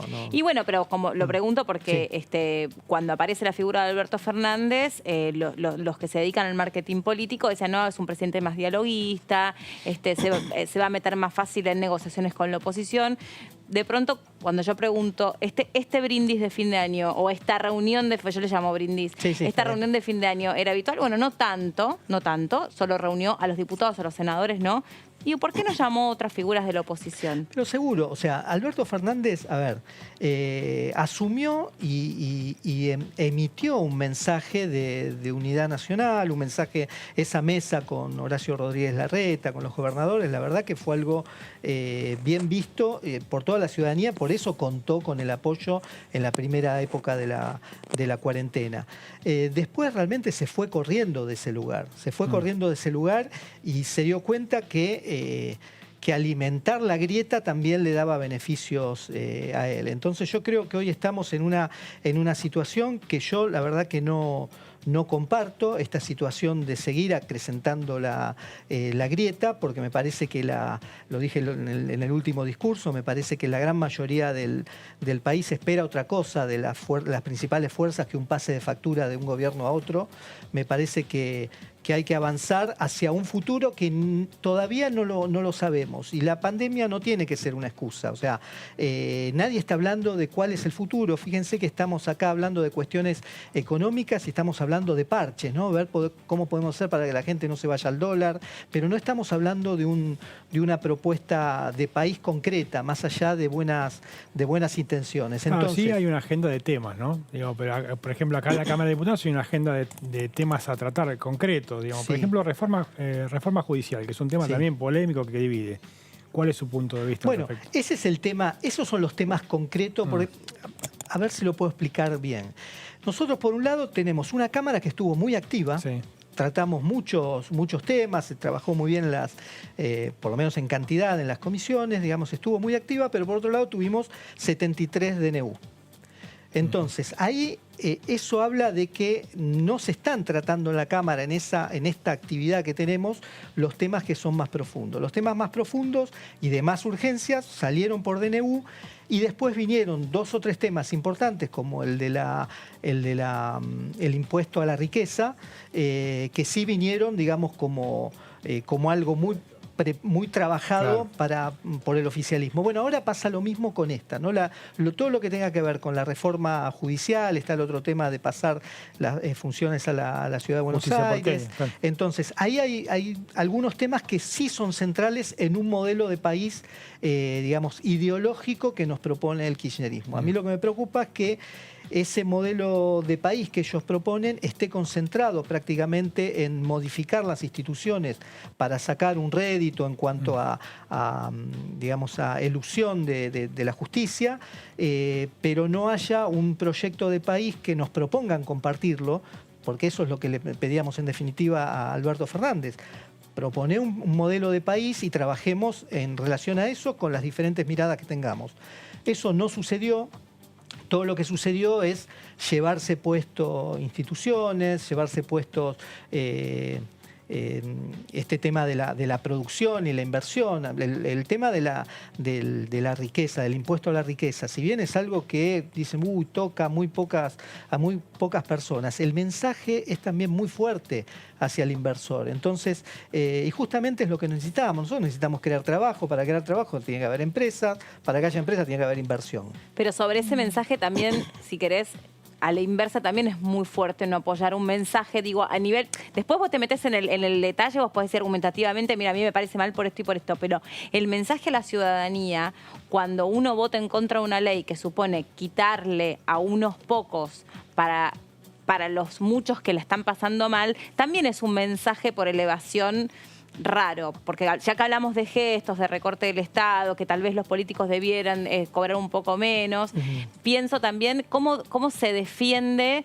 desde el sentido común y cómo le llega al ciudadano de pie el mensaje que un político esté en contra de quitarle a los que más tienen en función de los muchos que la pasan mal. Yo precede desde este lugar. A mí me parece que todo esfuerzo que se le pida al sector privado, no solo a lo que más tienen, también no se tocó prácticamente el piso de ganancias. Se actualizó, pero no se tocó el piso de ganancias. Hoy cualquier trabajador paga ganancias. Un impuesto al trabajo. Es un impuesto al trabajo. ¿Sí? Entonces, cualquier esfuerzo que se le pida al sector privado, cualquiera sea digamos, el nivel socioeconómico, me parece que tiene que venir con un esfuerzo del sector público, del sector político concretamente. Con esto no quiero decir también que hay que ir sobre las estructuras del Estado, de la burocracia, digamos, permanente, profesional, sino de la burocracia que crea el sector político. Bueno, me parece que eso es una autocrítica que tenemos que hacer los de todos los gobiernos y avanzar en eso. Si le vamos a pedir más al sector privado, bueno, digamos, también tenemos que hacer. Entonces, pedimos un impuesto a la riqueza, pero no hubo ninguna contraprestación, digamos, una contrapartida de una reducción, digamos, del gasto político. Al contrario, días antes habíamos votado el presupuesto de la Nación, donde no hubo ningún tipo de, digamos, de recorte a ninguna función que podría considerarse, digamos, secundaria, más en este marco. Un colega suyo nos decía ayer que el 7% del PBI argentino se va en gasto ineficiente. Sí. Creo que era el Banco Interamericano de Desarrollo. Del BID, sí. Sí, es un informe. Por otra parte, ¿qué opina respecto del proyecto de monotributo, de cambio del régimen de monotributo que ingresó ayer a la Cámara de Diputados? ¿Tuvo tiempo de leerlo ya? No tuve tiempo de leerlo, así que no voy a opinar sobre el tema. Tengo una cuestión general con el tema de monotributo. Me parece que el monotributo siempre es una institución que hay que cuidarla, hay que respetarla, e incluso yo soy de la idea de que hasta tendría que ampliarse su espectro. Sí. También pequeñas empresas podrían tener... ¿Y eso para qué? ¿Para quitar informalidad a la economía o para fomentar otro tipo de reglas del trabajo, digamos? No, más que nada, se necesitan las dos cosas igual, pero más que nada para activar, hay que buscar la manera de generar trabajo como sea, y después las cuestiones que siempre surgen como crítica, que es la precarización, bueno, pasan por otro lado, eso existe, el Estado es el primero en contratar monotributistas. Nosotros como diputados tenemos monotributistas. Sí, diputado, en ese sentido, la reforma tributaria que viene a, digamos, tiene un montón que ver con el tema de impuestos y la forma de por ahí beneficiar a pymes o a empresas. ¿Eso el oficialismo les conversó? ¿Si lo va a mandar? ¿Si se puede agregar a extraordinarias? Porque es un tema que se viene anunciando hace meses. Hace meses, sí, pero no solo no lo conversó, sino que no tenemos idea de por dónde ir. Yo estuve averiguando hace unos días a ver si hay información sobre eso, porque ahí hay otro tema. Si uno conoce los temas con tiempo, puede hacer propuestas, puede incorporar incluso modificaciones. A mí lo que no me gusta es esto de que mandan un proyecto y que de manera un poco express, por llamarlo de alguna manera, se termina votando. Eso genera que uno no pueda incorporar cambios, que uno no pueda mediatizarlos de la manera que... fíjense que muchas veces, salvo por espacios como este, que trabajan la cocina, digamos, de las leyes, en general las discusiones se dan una vez que la ley se votó. Que están en el recinto. O que están en el recinto, donde ya no hay tiempo de que la ciudadanía se informe y pueda incidir de alguna manera. Pero a veces en eso también yo creo que, digamos, parte de la responsabilidad es de los políticos de poner el esfuerzo en explicar qué subyace debajo de un título tan complejo, una ley que tiene un nombre larguísimo. Tienen que hablar más simple, hablarle a la gente que entiendan, porque si no el mensaje es lo que te preguntaba antes. ¿Cómo puede ser que no apoyen, que le van a quitar un poco de dinero a los más ricos de la Argentina? Mira toda la plata que todos los campos, todos los autos que tienen. ¿Qué le va a hacer un auto menos? No subestimo a nadie, pero quiero decir, me parece que hay que hacer un esfuerzo ahí también. Así como en la pandemia hay un esfuerzo de comunicación que mismo en las últimas reuniones estuvo considerado. Viste que ahora ya se pone un esfuerzo en la cosa semántica. Ya no vamos a hablar de toque de queda, vamos a poner otra palabra que afecte menos, porque no miremos para otro lado. Lo que decimos y cómo lo decimos tiene una incidencia muy importante, pero además es un derecho de todos entender qué piensan, qué votan, cómo votan, porque creo que queda tan reservado a un pequeño grupo de la sociedad. Sí, sin duda, eso lo comparto y también lo sufro muchas veces porque hay proyectos que los encaré interpretando determinados artículos, como le comentaba antes, con la ley de teletrabajo, que después cuesta explicarlos. ¿Viste? Cuesta mucho explicarlos, sobre todo ahora en la era Twitter, donde es muy... El otro día tomé una decisión con el tema de la ley de aborto de abstenerme, por ejemplo. Todavía me están insultando verdes, celestes, o sea... La peor posición. La peor Claro. posición. Claro. Y realmente tenía sentido lo que yo estaba proponiendo. En 3 minutos que te dan en la cámara no podés explicarlo. Los medios, cuando te invitaban, excepto incluso, no estoy chupando medias, acá se profundizan los temas, pero los medios en general te llaman también 3 minutos o te ponen a debatir y lo que querían saber es si una verde o era celeste. Básicamente. ¿Cómo explicar que ninguna de las dos cosas? Cuando había algunas cosas para trabajar, algunas cosas de explicar, como la objeción de conciencia, como lo que sucedía después de la semana 14, había algunas cuestiones que podían haberse debatido un poco más, pero bueno, el debate se fue para otro lado. Yo vi los debates y hasta los que se negaban podrían haber tenido razones muy sólidas para negarse y no lo hicieron y prefirieron irse por las ramas, ponerlos en cuestiones morales, religiosas, Claro. que no iban a trascender. Gracias por haber venido. No, por favor, gracias a ustedes. Muchas gracias. Bueno, te esperamos cuando quieras, pero yo, ¿qué hacía Patiño en el Congreso? O sea, no le avisaron a este hombre que tenía unos días de descanso. Muchas gracias. Generalmente hago reuniones cuando no aprovecho para reunirme Bueno, con es la gente ciudad de que Buenos Aires, y además, después claro. vivo en Claro. Caballito, así Claro, que estoy claro. cerquita. Estás ahí no hay nomás. problema. Bueno, muchas gracias, en Muchas serio. gracias a ustedes. Muy amable. Hasta luego. Hacemos una y ya venimos con más de TV para seguir contándoles todo lo que no se pueden perder sobre este año tan particular que viene. ¿Ustedes pensaron que lo peor había pasado? Bueno, no, pues no. Ya venimos.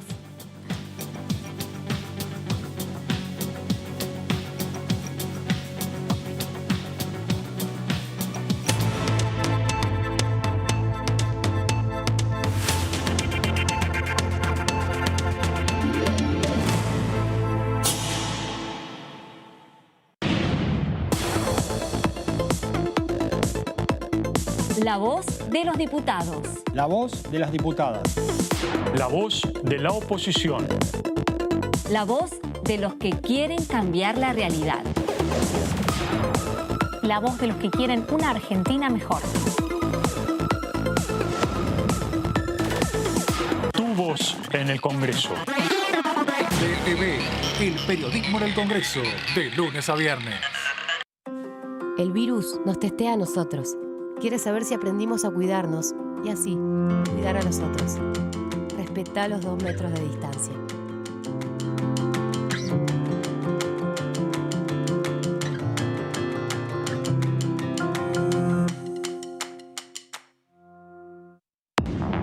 ¿Cómo le va? Buenas noches. Esto es DTV, el resumen.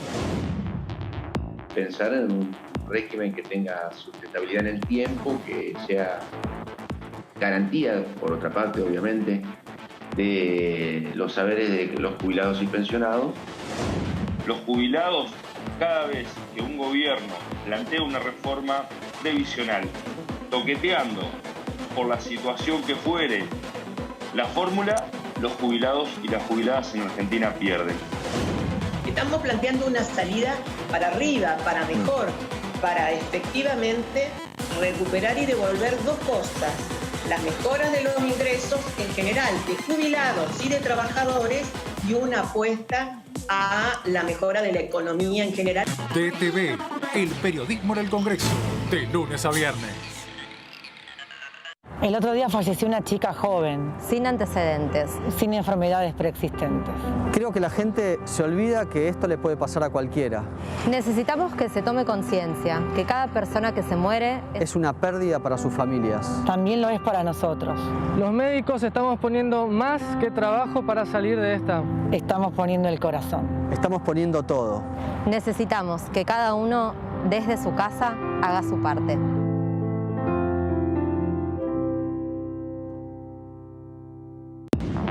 Bienvenidos, esto es DTV, el periodismo en el Congreso. La verdad que el Congreso estuvo a la altura de los acontecimientos, fue el centro de la escena nacional, como corresponde. Las elecciones PASO del año que viene van a costar 13.000 millones de pesos. Esos 13.000 millones de pesos podrían ser asignados de manera directa a sustentar beneficios para las pequeñas y medianas empresas. Estamos ante un escenario hoy muy difícil, una Argentina que no creció, que muy probablemente el año que viene no tenga las perspectivas que uno espera o que desearía porque todavía no está resuelta la pandemia. DTV, el periodismo en el Congreso, de lunes a viernes. Formas correctas de usar el barbijo casero. Lávate las manos antes de ponértelo. Ajustalo a las orejas. La nariz y el mentón van adentro. Usalo al salir de casa, en el trabajo, en los momentos de descanso. No lo toques. Lávalo al regresar. Volvé a lavarte las manos con agua y jabón. Usar barbijo casero es responsabilidad de todos.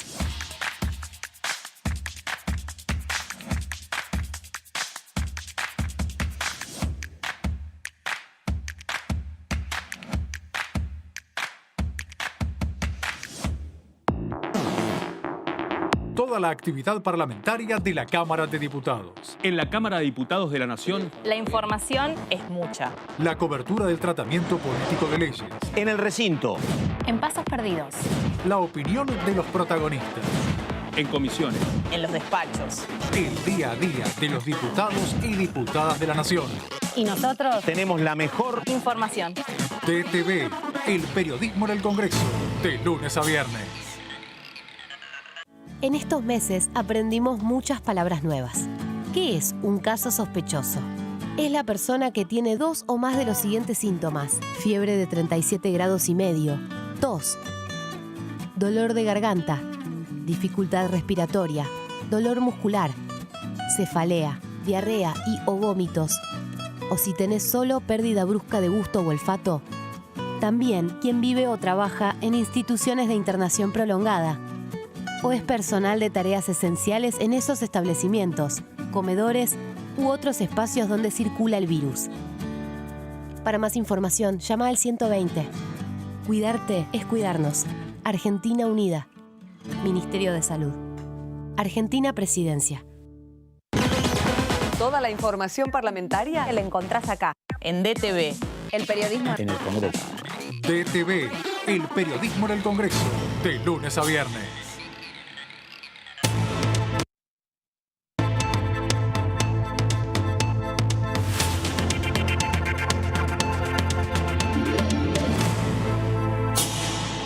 Valoramos tanto que vengan los diputados y vernos las caras, es mucho más enriquecedor para todos, además de que se dan cuenta que tenemos extremidades, porque claro, no somos una ventanita, ¿no? Aparte de conocerlos, saber cómo piensan.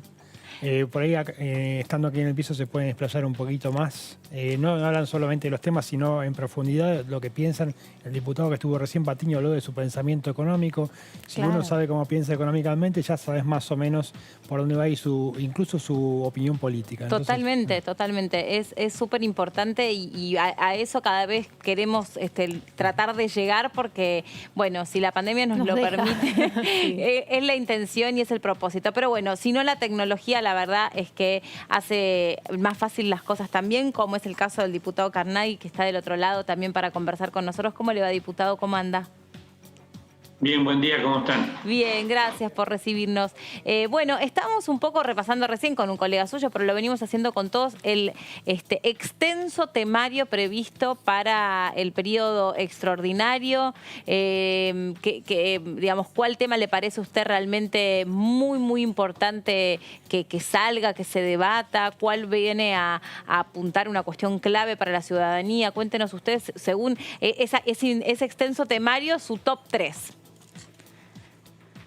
Top 3. A ver. Bueno, creo que un tema importante que lamentablemente no lo pudimos tratar porque en la sesión, si bien había acuerdo de tratarlo por fuera del reglamento, finalmente Juntos por el Cambio no accedió, que es el tema del etiquetado frontal a los alimentos.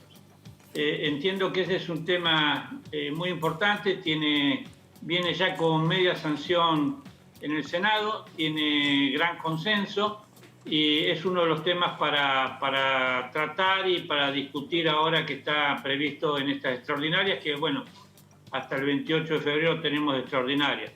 Y si es por rescatar, rescato también dos proyectos que vienen unidos que tienen que ver con la promoción y beneficios a las constructoras y también a la creación de este banco hipotecario de vivienda. O sea, dos temas centrales, que es una de las grandes demandas que se necesita en el problema de la vivienda que hay a lo largo y ancho del país. Creo que si tengo que rescatar serían estos temas centrales, pero bueno, también están las leyes de fortalecimiento a la sustentabilidad de la deuda. Hay muchos proyectos realmente importantes. Algunos ya los tratamos, como el IBE y los 1000 días. Claro. Y ya tienen sanción. Pero bueno, si tengo que rescatar serían estos Es el top 3 de Carnay. Diputado, ¿qué tal? Jazmín Bugliorini lo saluda.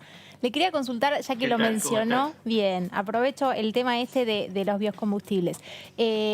¿Por qué hubo esta demora en tratarlo en diputados, más allá de que, bueno, no se pudo, no entró, pero digo, en la comisión misma? El otro día yo había leído que levantaron en algunos medios las declaraciones del presidente de la comisión, de Omar Félix, que planteaba algunos reparos respecto a que no es beneficioso para el sector petrolero. Incluso todos levantaban una frase que decía: el petróleo subsidia la pampa húmeda. Y que planteaba que todavía había que revisar algunas cosas. ¿Esto es así? Digo, ¿hay cosas a revisar dentro de ese proyecto?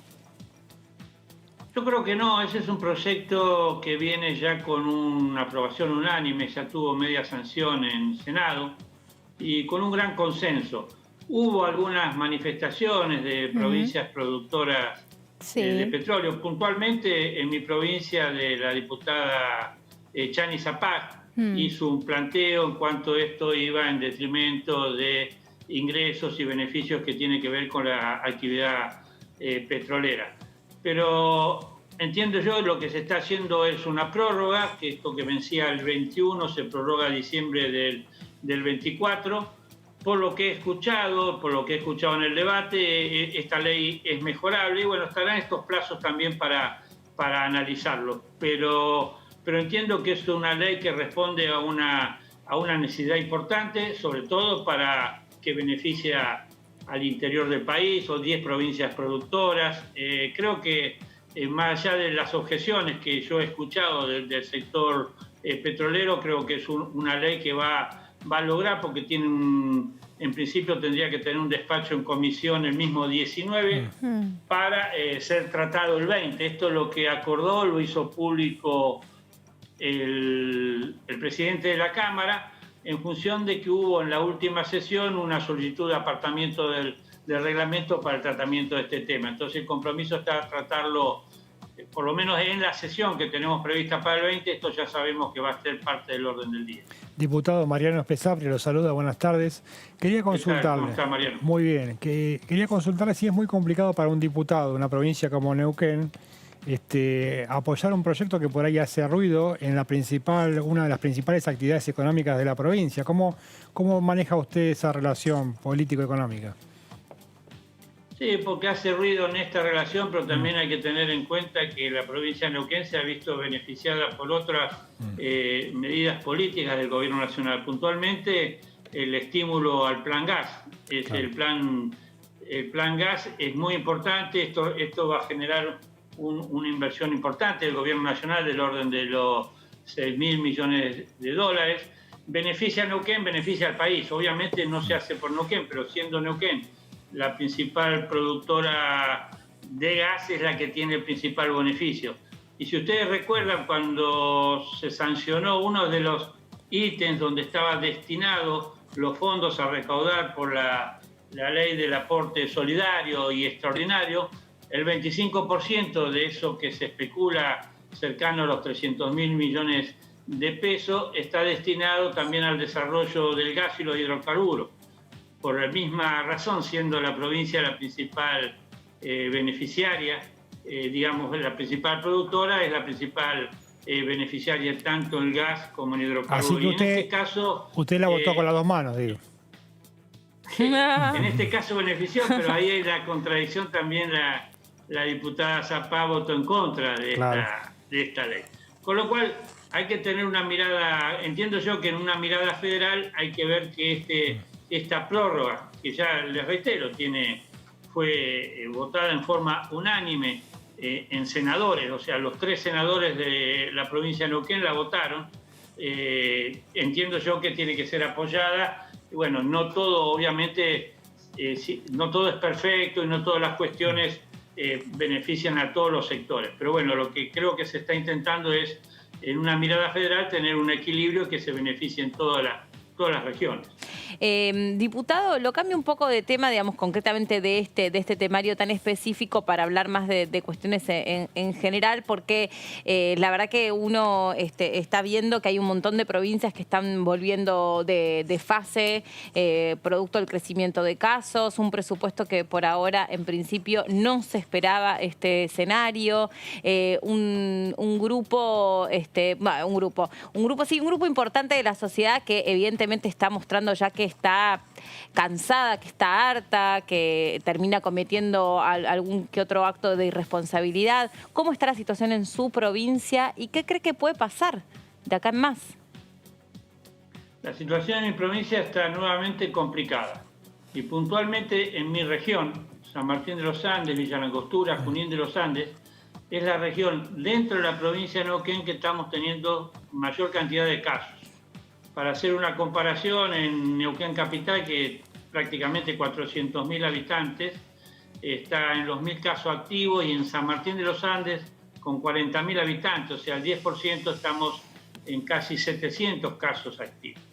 Con lo cual la situación es muy preocupante porque el sistema de salud está colapsado, o sea, está al límite de su capacidad de respuesta. La vacunación funcionó bien en la provincia de Neuquén, rápidamente se pudo vacunar, obviamente al sector de salud, sí. Que son los primeros que es la decisión de vacunar y es lo que corresponde, y ahora ha llegado otra partida que eso va a traer un poco de alivio, y digo un poco de alivio, ¿sí? a un sector, así que la situación es muy preocupante y obviamente esto está enmarcado y uno lo lee que en situaciones que se están dando en otros centros turísticos, fundamentalmente en la costa atlántica. Hay un relajamiento de las conductas individuales que nos están perjudicando a todos los sectores. Obviamente esta cuestión dilemática entre mantener la apertura por todo lo que significa el turismo, fue el sector más golpeado en la pandemia de marzo del año pasado, cuando se iniciaron los casos, se cortaron la actividad y bueno, esta reactivación es necesaria, pero es muy preocupante la situación que se está dando también en Neuquén, no escapa a las realidades de otras provincias y hay comités de emergencia en cada localidad que van decidiendo casi día a día cómo seguir y cómo consultar. Sí. La expectativa grande es la llegada de la vacuna. Lamentablemente la información que uno tiene es durante el mes de enero. Llegarán 5 millones de vacunas 5 millones de dosis, Rusia, sí. 1 millón de China y quizás otras de Oxford, que todavía no tengo la información exacta, pero eso va, digamos, los tiempos no coinciden con la actividad hoy y los desplazamientos y la actividad turística. Claro. Y además Neuquén, todavía sigue siendo una provincia que tiene turismo casi todo el año y muy elegido por los jóvenes. Así que me imagino que no debe escapar a lo que uno ve en la costa, solo que en la costa uno lo ve, digamos, no sé, porque hay más cámaras allí o porque se generan movidas más espectaculares, pero en Neuquén también debe suceder algo parecido, de acuerdo al público que elige esa hermosísima provincia para tener unos días de descanso. Marian, te interrumpí, perdón. Le quería retomar... Nuestro público, te aclaro, nuestro público en verano es un público mayormente familiar. Claro. O sea, está compuesto por familias. El principal centro emisor es naturalmente el AMBA. Veía una encuesta que se hicieron y bueno, esto se traduce también este año. El 50% de nuestros visitantes provienen del AMBA. Este es el público, no tiene la visibilidad de la costa atlántica porque bueno, las actividades en la cordillera tienen mayor dispersión. pero luego obviamente hay concentración en el centro, en los restaurantes, bueno, es toda la movilidad. Diputado, y la También suba... un dato que creo que es importante, y termino con Sí, esto, sí. perdóname. Creo que un dato importante, dentro de todos los casos, que más allá del turismo, los casos que se están detectando en el sistema de salud en San Martín de los Andes, creo que hay un solo turista que se le ha detectado con COVID, el resto son vecinos nuestros. Bueno, justamente eso le iba a preguntar, si al ser del AMBA, pero bueno, usted ya anticipó la respuesta. Diputado, sobre los temas económicos que usted había planteado al comienzo de la entrevista, hay algunos en carpeta para ser tratados, por ejemplo, el impuesto a las ganancias, modificación de escalas, también se habla de bienes personales. Hay un diputado, el diputado Acef de la oposición, que planteó que su punto de vista es que hay, por ejemplo, que eliminar la cuarta categoría del impuesto a las ganancias. Respecto de estos proyectos, ¿qué opina usted? Sí, hay un proyecto que tiene que ver con, que ha ingresado el 30 de diciembre, que tiene que ver más con el tema de los pequeños, o sea, de ingresos brutos, ¿no? O sea, de los pequeños contribuyentes en función de las modificaciones que se ha dado durante este año a partir de la ley de solidaridad que se ha dado este año en cuanto a la categorización de las categorías, y se está generando en una ley que ingresó el 30 de diciembre, que es bastante compleja porque es un tema tiene varios ítems, pero atiende a esta cuestión a morigerar el impacto de la pandemia, sobre todo en los pequeños contribuyentes. Esto entró el 30 de diciembre, no sé si finalmente se van a tratar en extraordinarias o no. Bueno, en la lista está. En la lista En la lista está. Claro, en la lista, en el decreto del presidente figura. Diputado, no, sí, perdón. Sí, por eso. Justamente eso le iba a preguntar, lo que decía Mariano. En la lista hay un montón de temas. Ustedes desde el oficialismo, ¿tienen alguna, tuvieron una reunión con el presidente, tienen alguna orientación sobre cuáles temas? Porque por ahí son muchos para tratar entre enero y febrero, si no se empieza rápido, ¿Tienen un eje de prioridades sobre lo que van a avanzar? Lo que planteó claramente el presidente en esta reunión de fin de año es avanzar con la reforma de la justicia federal, que ya viene con media sanción en el Senado. Ese como un tema importante a tratar. ¿Hay algún beneficio para Neuquén en esta reforma? ¿Se crea algún juzgado federal nuevo allí? ¿Algún tribunal de alzada? Se crean nuevos, no tengo el detalle, pero yo sé que por participación de nuestros senadores también se ha mejorado la situación en la provincia de Neuquén.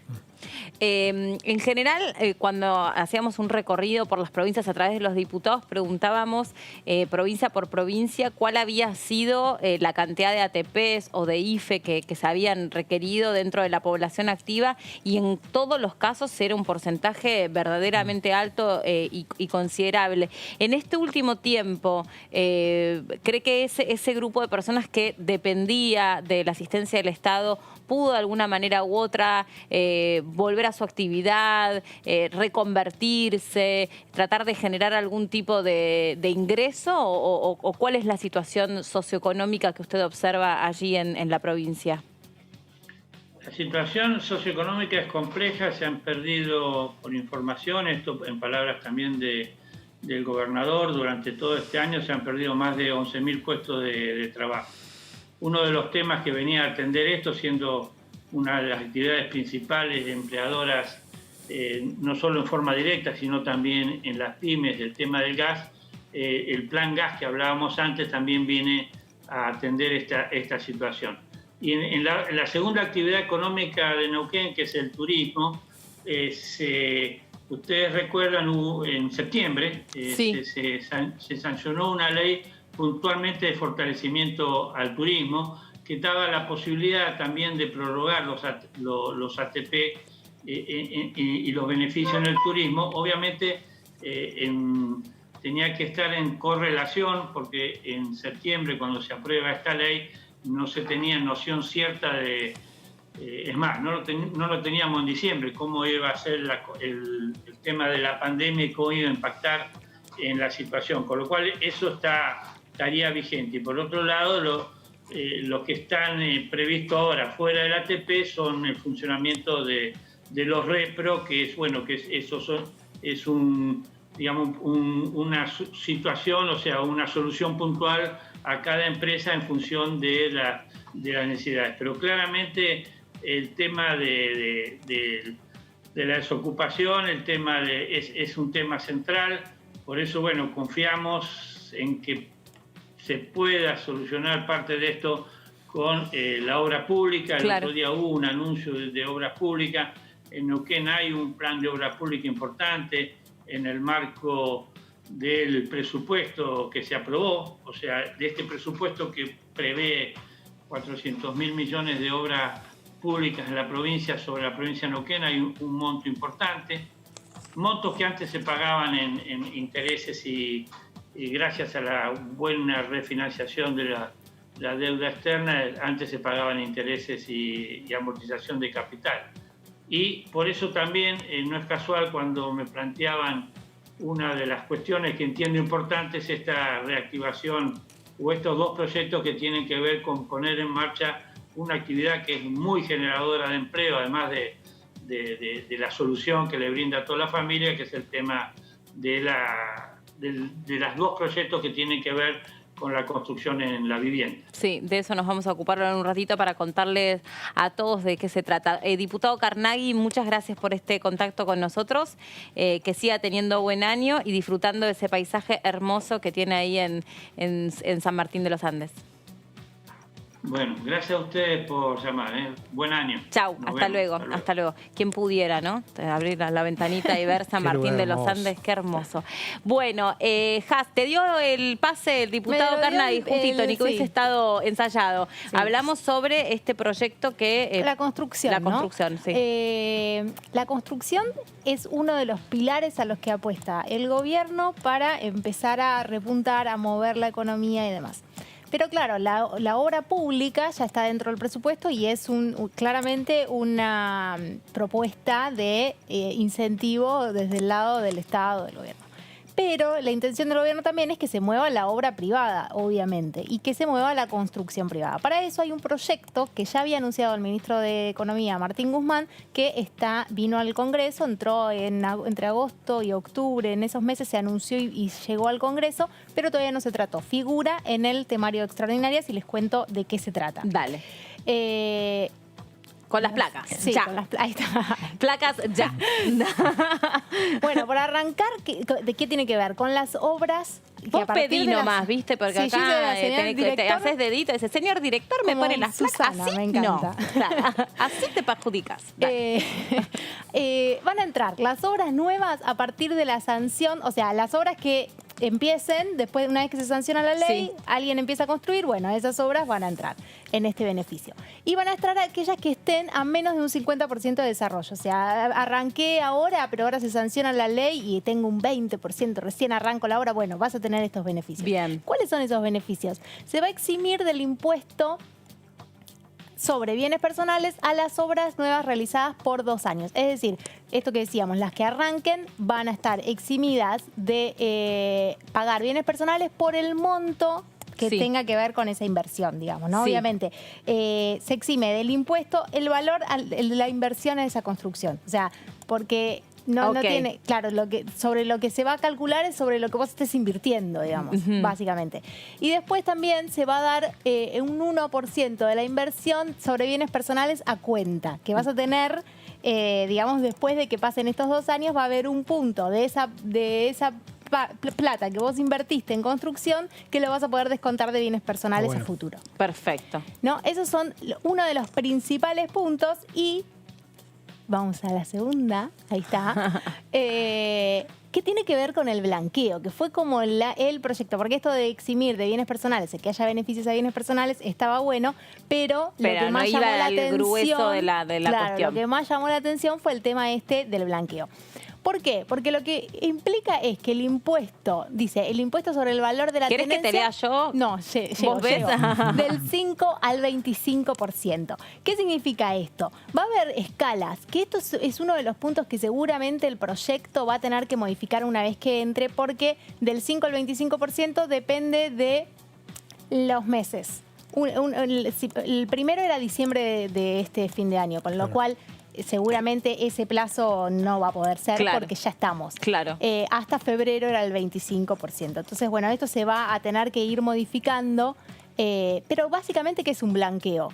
Que la gente que tiene dólares no declarados pueda invertirlos en la construcción, y ahí dice el último punto, quienes lo hagan van a quedar liberados de toda acción legal y administrativa y eximidos del pago de los impuestos. Por ahí, ¿no? Hablamos de la acción civil, la acción comercial, la acción penal, que tiene que ver con tener dólares no declarados, obviamente. Claro. Que vos los puedas invertir en la construcción. Por eso se llama blanqueo. Y te perdonan. Claro. Por eso es un Blanqueo de blanqueo. voluntad. Yo digo, en realidad tenía toda esta plata guardada en dólares. Pero ¿cómo La creen voy a invertir. que lo van a tomar? Porque cuando también se abrió el blanqueo, después como resultado de, bueno, dale, sí, blanqueemos todo lo que tenemos ahorrado, después se vinieron otra catarata de imposiciones sobre esos siempre blanqueos. los blanqueos son polémicos, ¿no? Cuando fue el blanqueo de Mauricio Macri, bueno, fue también un montón de Bueno, en ese momento generó polémica el blanqueo de los familiares, ¿no? Claro. Bueno, incluso de los familiares, ¿no? De quienes podían echar mano Ahora, a este los que recurso. tengan este blanqueo se van a tener que abrir una cuenta especial a nombre de ellos, en donde van a estar monitoreados que esa plata efectivamente vaya a la inversión de la construcción, claro. Tiene un sentido económico también todo esto, que es por un lado promover la construcción. Generar trabajo. Generar trabajo y además que los pesos no vayan a dólares. Es decir, que los pesos se inviertan. Generar una oferta de modo tal que cuando vos tenés un ahorro lo pongas en, por ejemplo, una obra en construcción y no vayas a comprar dólares.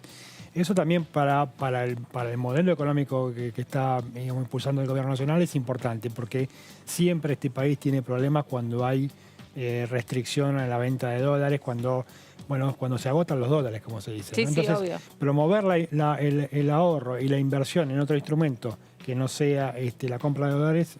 Sí, mover los pesos, digamos. Exactamente, también, mover ¿no? los pesos es positivo. Que es convertirlos y ponerlos a trabajar. Sería. Claro, Que claro. con todo el movimiento que trae la construcción, que no es solamente ladrillos, es mano de obra y es todo un área, ¿no?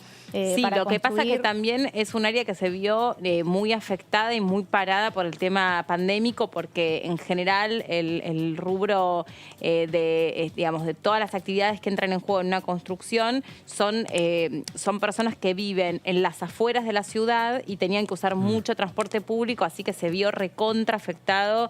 Hubo muchos obreros, albañiles, electricistas, plomeros contagiados de COVID, que son los que usan el transporte público y que además son los cuentapropistas, son los que se dedican a la Y changa. además la obra privada fue más tiempo paralizada, ¿no? Empezó primero la obra pública y después recién volvió a la obra privada, aunque todos sabemos que los barrios, como que la obra privada muy primaria, muy cuentapropista, siguió. Pero sí, pero tipo, no si vos nivel, tenías una reforma, claro. una reforma en tu casa, pero tampoco Claro. fue tan simple Bueno, de este reactivar. No, para nada, pero sí Y no los al nivel, materiales. Claro, no al nivel que propone el gobierno como para apuntalar el despegue de la economía después del año de pandemia, ¿no? Claro, Básicamente. por eso este proyecto viene acompañado como de un proyecto gemelo, si se quiere, que es un proyecto que fomenta los créditos hipotecarios. ¿Pero para qué? Para comprar un lote y construir, para hacer refacciones, digamos, para... Sobre todo Créditos también que genere. hipotecarios para refacciones. Para refacciones, para construcción de primera vivienda, Para comprar un lote. Claro. O sea, también viene acompañado desde otro punto, digamos, los que tienen dólares ahorrados, guardados, no declarados. Bueno, los saco, te perdono, invertís. Y para los que por ahí no tienen, pero también les viene bien y siempre es necesario, sobre todo teniendo en cuenta el déficit de vivienda habitacional en el país. Entonces, bueno, acompañarlo para que también se mueva desde distintos niveles, si se quiere, ¿no? Sí. Desde más plata o menos plata. Distintas desde variables, ahorros, además, claro, que distintas apuntarían a lo variables mismo. que apuntan a lo mismo. Sí. A un tema de tener más viviendas por el déficit que existe y a que se invierta, que se especifique en dólares y se siga moviendo la construcción. Sí, la construcción y la obra pública, tanto como el sector de la ciencia y la tecnología, son como los caballitos de batalla que pretenden tirar del carro y reactivar un poco la situación tan compleja. Insisto, todo siempre atado a ver qué es lo que va a pasar, porque son de las primeras actividades que se cierra la canilla en un segundo. Aunque ahora dicen, vamos a apuntar a la noche, vamos a apuntar a la gastronomía otra vez, a las movidas nocturnas, a las juntadas, porque creen que la propagación tiene que ver con eso. Pero cuando vos tenés el sistema saturado, cerrás todas las canillas, no te vas a dar el gusto de que haya gente de más viajando en el transporte. Es la verdad. Sí, claro. Así que a mí me preocupa a sobremanera el panorama que tenemos, y yo entiendo que están los políticos, los que tienen que tomar decisiones en este momento, realmente con una frazada muy cortita o sea, Guzmán, o la gente de Guzmán que dice, no, la economía no se cierra, pero por otra parte, claro, o sea, tampoco puedes enfrentar estos números. El gobierno y el oficialismo también aquí en el Congreso es como que cambió un poco el chip del año pasado al de este, ¿no? Sí, es como que suavizó. Claro, el del año pasado era primero empezó siendo la cuarentena estricta, luego la apertura por fases, lo que perjudicó mucho también la actividad económica, que ya venía mal del gobierno anterior, y se profundizó la crisis con caídas exponenciales en el nivel de actividad. Este año como que la ecuación empezaba a ser inversa. Priorizamos el despegue de la economía respecto a la situación sanitaria, pero cuando la situación sanitaria estaba controlada, ¿no? Ahora estamos en un nivel de casos y de contagios que vuelve a ser como en los peores momentos del año pasado, y eso enciende todas las alarmas. ¿Cómo van a manejar esa contradicción este año?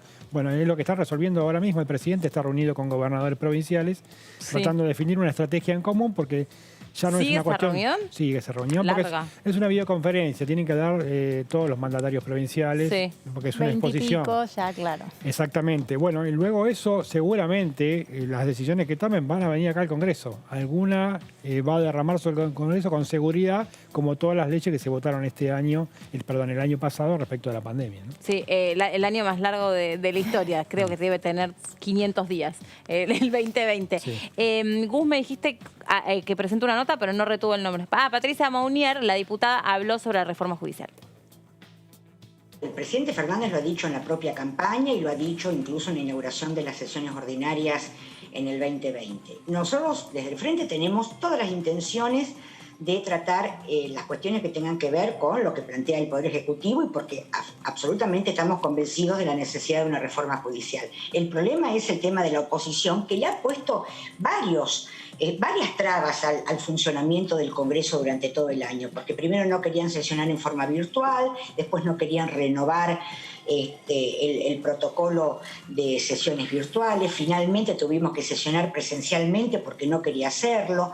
Hay varias trabas respecto de algunos temas que no quiere tratar la oposición. Costó mucho, se lo decíamos al presidente la semana pasada, hubo temas como aporte solidario, el mismo movilidad jubilatoria y demás, temas que costó mucho instalarlos y que lleguen al recinto, porque la oposición realmente no quería saber nada con esas cuestiones. Estoy convencida de que ya lo vimos cuando tratamos las jubilaciones de privilegio de los jueces. La oposición tiene una relación especial con el Poder Judicial, lo demostró en su momento cuando no quería tratar el tema de las jubilaciones de privilegio, y no quiere tratar tampoco cuestiones que tengan que ver con el Poder Judicial en general.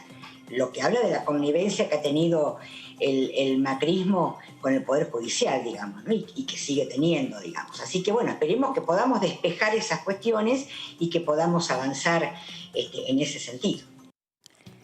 Despeje la duda, Mariano, sobre reforma judicial. Bolilla, a ver, espera que saco. Reforma judicial. Es un tema súper complejo. Bueno, no te anticipes todavía. Igual tenés una buena cursada, así que... Tengo un rato para exponer. No, que tuviste una buena cursada durante el año, no te voy a matar en el final, bueno, digo. Claro, vas a tener...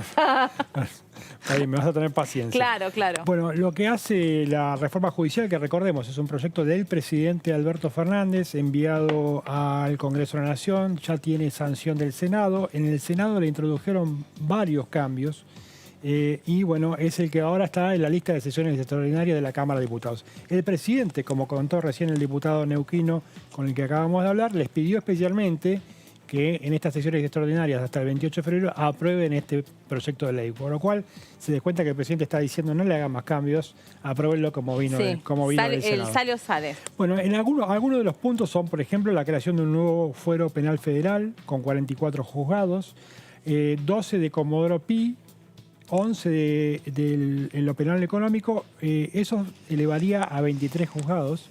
Y luego las secretarías que tiene cada juzgado se van a dividir y van a generar, una va a pasar a ser para un juzgado, es decir, que van a pasar a ser 46 juzgados. Otro de los puntos que bien se aclaró y que generó mucha polémica en el tratamiento fue que las causas en trámite van a seguir en los tribunales como están, porque se generó polémica en el Senado y con Juntos por el Cambio también, en la principal oposición, respecto de las causas actuales. Si va a haber cambios en la justicia, si va a haber re complejo, porque aparte tenés una vicepresidenta que tiene causas. Entonces, el punto era, quieren hacer esta reforma para que cambien los jueces y cambie la situación judicial. Claro. Y lo que planteaba al frente de todos es no van a cambiar. O sea, si hay una causa de la vicepresidenta que está a cargo de tal juez, va a seguir el mismo juez a cargo. Como quédense tranquilos con ese punto. Bueno, buen punto. Entonces, para eliminar suspicacias. Hubo una fusión. Algunas. Había dos fusiones en el proyecto original del presidente. La primera, la que ya mencionamos, la del Fuero Criminal y Correccional Federal y el Nacional en lo Penal Económico, esa salió. La que no salió era del Fuero Contencioso Administrativo Federal y el Civil Comercial y Federal. ¿Por qué? Porque desde la propia justicia dijeron que eran competencias muy disímiles, que los iba a complicar, pero generaron... ¿Competencias muy? Disímiles. Es decir, que son específicas y que era difícil congeniarlas. Exactamente. Ahí se va a crear un tribunal de resolución de casos. Que dirima en caso de las competencias a qué corresponde, pero se había apelado también a esto que decía Marian, al criterio de especialidad, digamos. Yo me especialicé en un tema y si vos me abrís el fuero tanto, voy a terminar resolviendo sobre temas que no son mi área, digamos. Temas sobre el cual la justicia es muy criticado, ¿no? De ahí la importancia de la perspectiva, la educación en perspectiva de género, por ejemplo. No es lo mismo que termine sentenciando a alguien que se formó con perspectiva de género o que se capacitó a alguien que no y que aplica solamente una ley fría que está escrito en un libro. Otro tema que siempre fue muy delicado de hace años y lo sigue siendo el tema de la subrogancia, los jueces subrogantes, ¿no?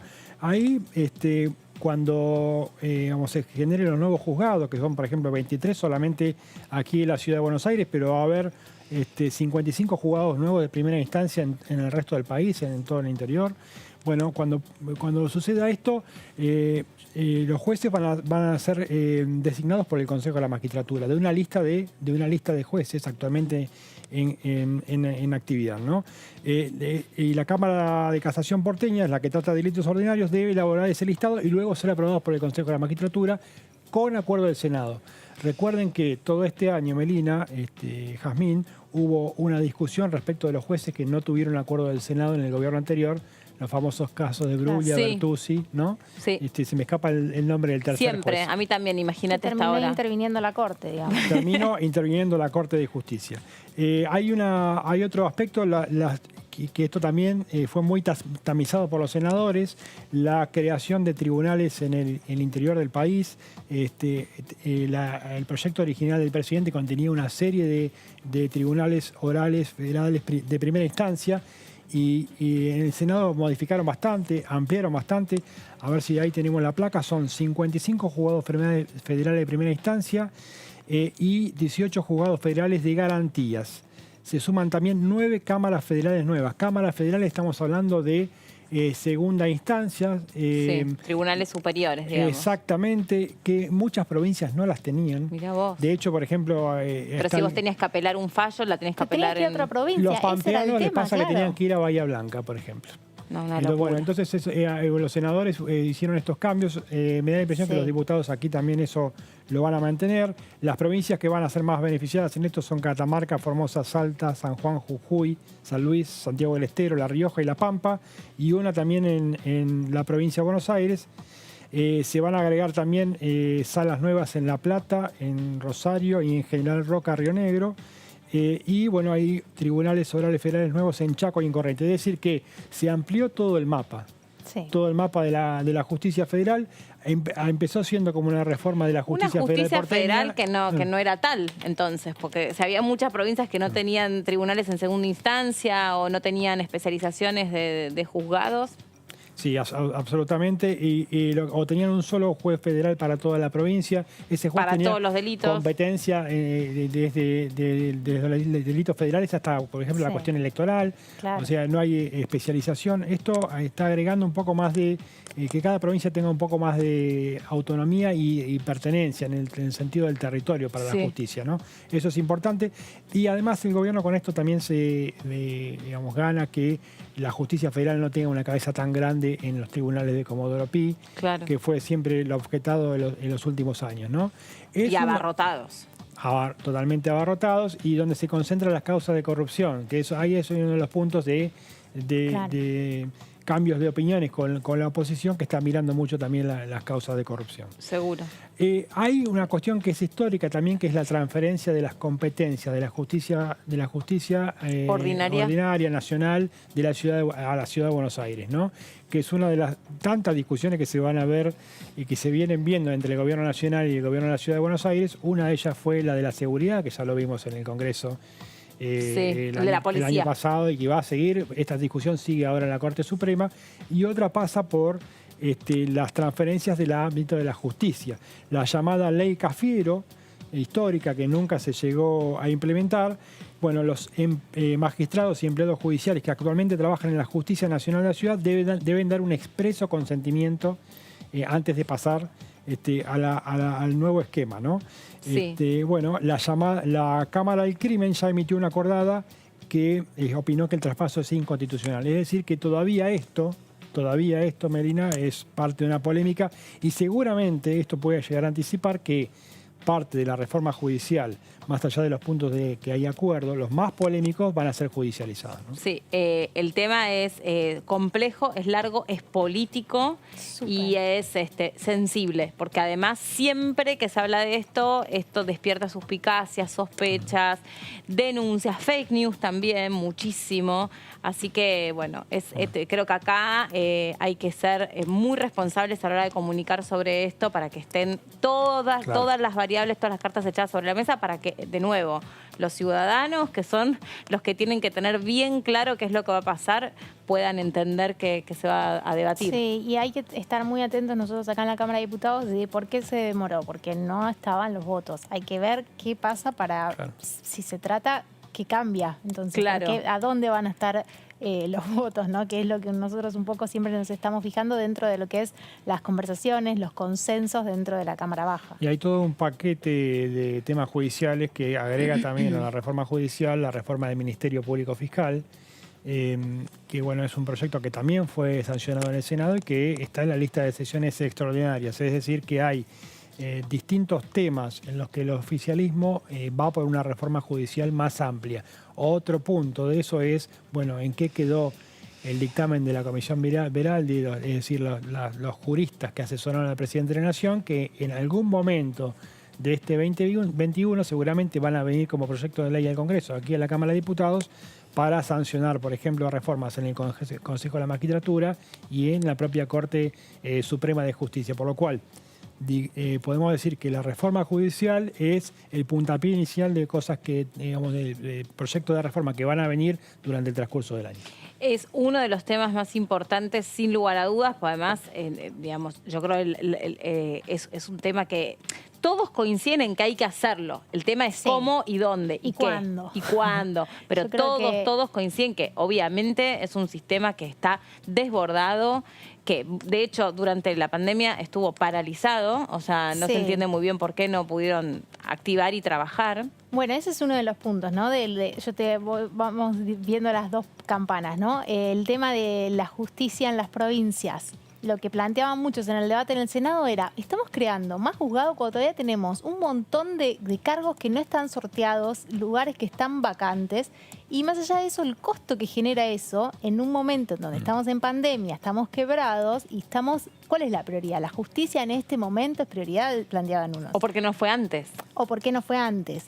Entonces, el tema del costo es un tema, el tema de la infraestructura. Hay juzgados o tribunales que se caen a pedazos y estamos creando nuevos y los que están ya rotos. Y después... No, esa era parte de la discusión que me parece que se va a replicar en la Cámara de Diputados una vez que, yo te cuento lo que pasó en el Senado, que se va a replicar una vez que ocurra acá. Seguro. Diputados. Y después tenés testimonios de jueces, por ejemplo, jueces de ejecución penal, que te dicen, la verdad, a mí yo leo un papel, yo no tengo tiempo para entrevistarme con un preso para decirle si puede o no puede salir en libertad. Como dice que yo tengo que darle ese beneficio, yo firmo y se lo doy. Y el tipo sale y comete otro delito y mata a alguien y después van sobre el juez de ejecución penal y el juez de ejecución penal dice, bueno, no tengo tiempo para... O sea, yo leo papeles. Estuvieron muy en la mira los jueces de ejecución penal durante la pandemia porque, bueno, hubo toda una acordada ahí, sobre todo en provincia de Buenos Aires, de producir liberaciones para que los presos no se contagiaran dentro de los penales. Sí, me acuerdo. Pero bueno, en ese contexto han salido personas que evidentemente no estaban en condiciones de salir porque salieron y cometieron delitos. Sí. Se amenaza por la justicia por ese tema incluso, ¿no? El presidente de la Cámara. Exactamente. Bueno, pero el tema de la justicia federal es el tema más político de todos porque es el que hace directamente a la actividad política, ¿no? Todos saben que los jueces federales tienen también nexos con los distintos partidos políticos, no solo con los oficialismos de turno, sino también con la oposición, y eso luego genera suspicacias a la hora de las causas judiciales, ¿no? Sí, sí. Lo que sí tiene de bueno el sistema judicial argentino, que es una réplica de otros sistemas judiciales, es el de las instancias, es decir, que hay jueces revisores hasta llegar a la Corte Suprema de Justicia por si hay arbitrariedades en el medio. Así es. Bueno, uno de los temas y de los tantos que vamos a seguir contándoles, porque naturalmente el temario es largo, es complejo y es nuestro propósito que se entiendan uno a uno, por eso el trabajo pasó, ¿no? Aprobó súper. Un 9 tienes, Pesapria. Bueno, yo por un 7 me iba tranquilo. No, bien, pero bien. usted apunta ahí arriba. Es de las profes que no ponen 10 porque no, yo no pongo 10. Yo no pongo 10. ¿Por qué? Claro, qué injusticia, o sea, ¿por qué? Bueno, la verdad es que sí, que son complejos de explicar, son largos y bueno, obviamente nos vamos a seguir ocupando porque quedan dudas y se va conociendo más y más información. Hasta aquí hemos llegado nosotros. Muchas gracias por haber estado ahí del otro lado. Sinceramente les agradecemos que estén ahí pendientes del trabajo de DTV. Gracias, Has. Un gusto. Nos vemos en otro momento. Mañana, perfecto. Y vos, usted también. También mañana. Aprobó, pero hay que seguir tiene que seguir cursando. Bueno, muchas gracias. Se quedan en la continuidad de DTV. Chau.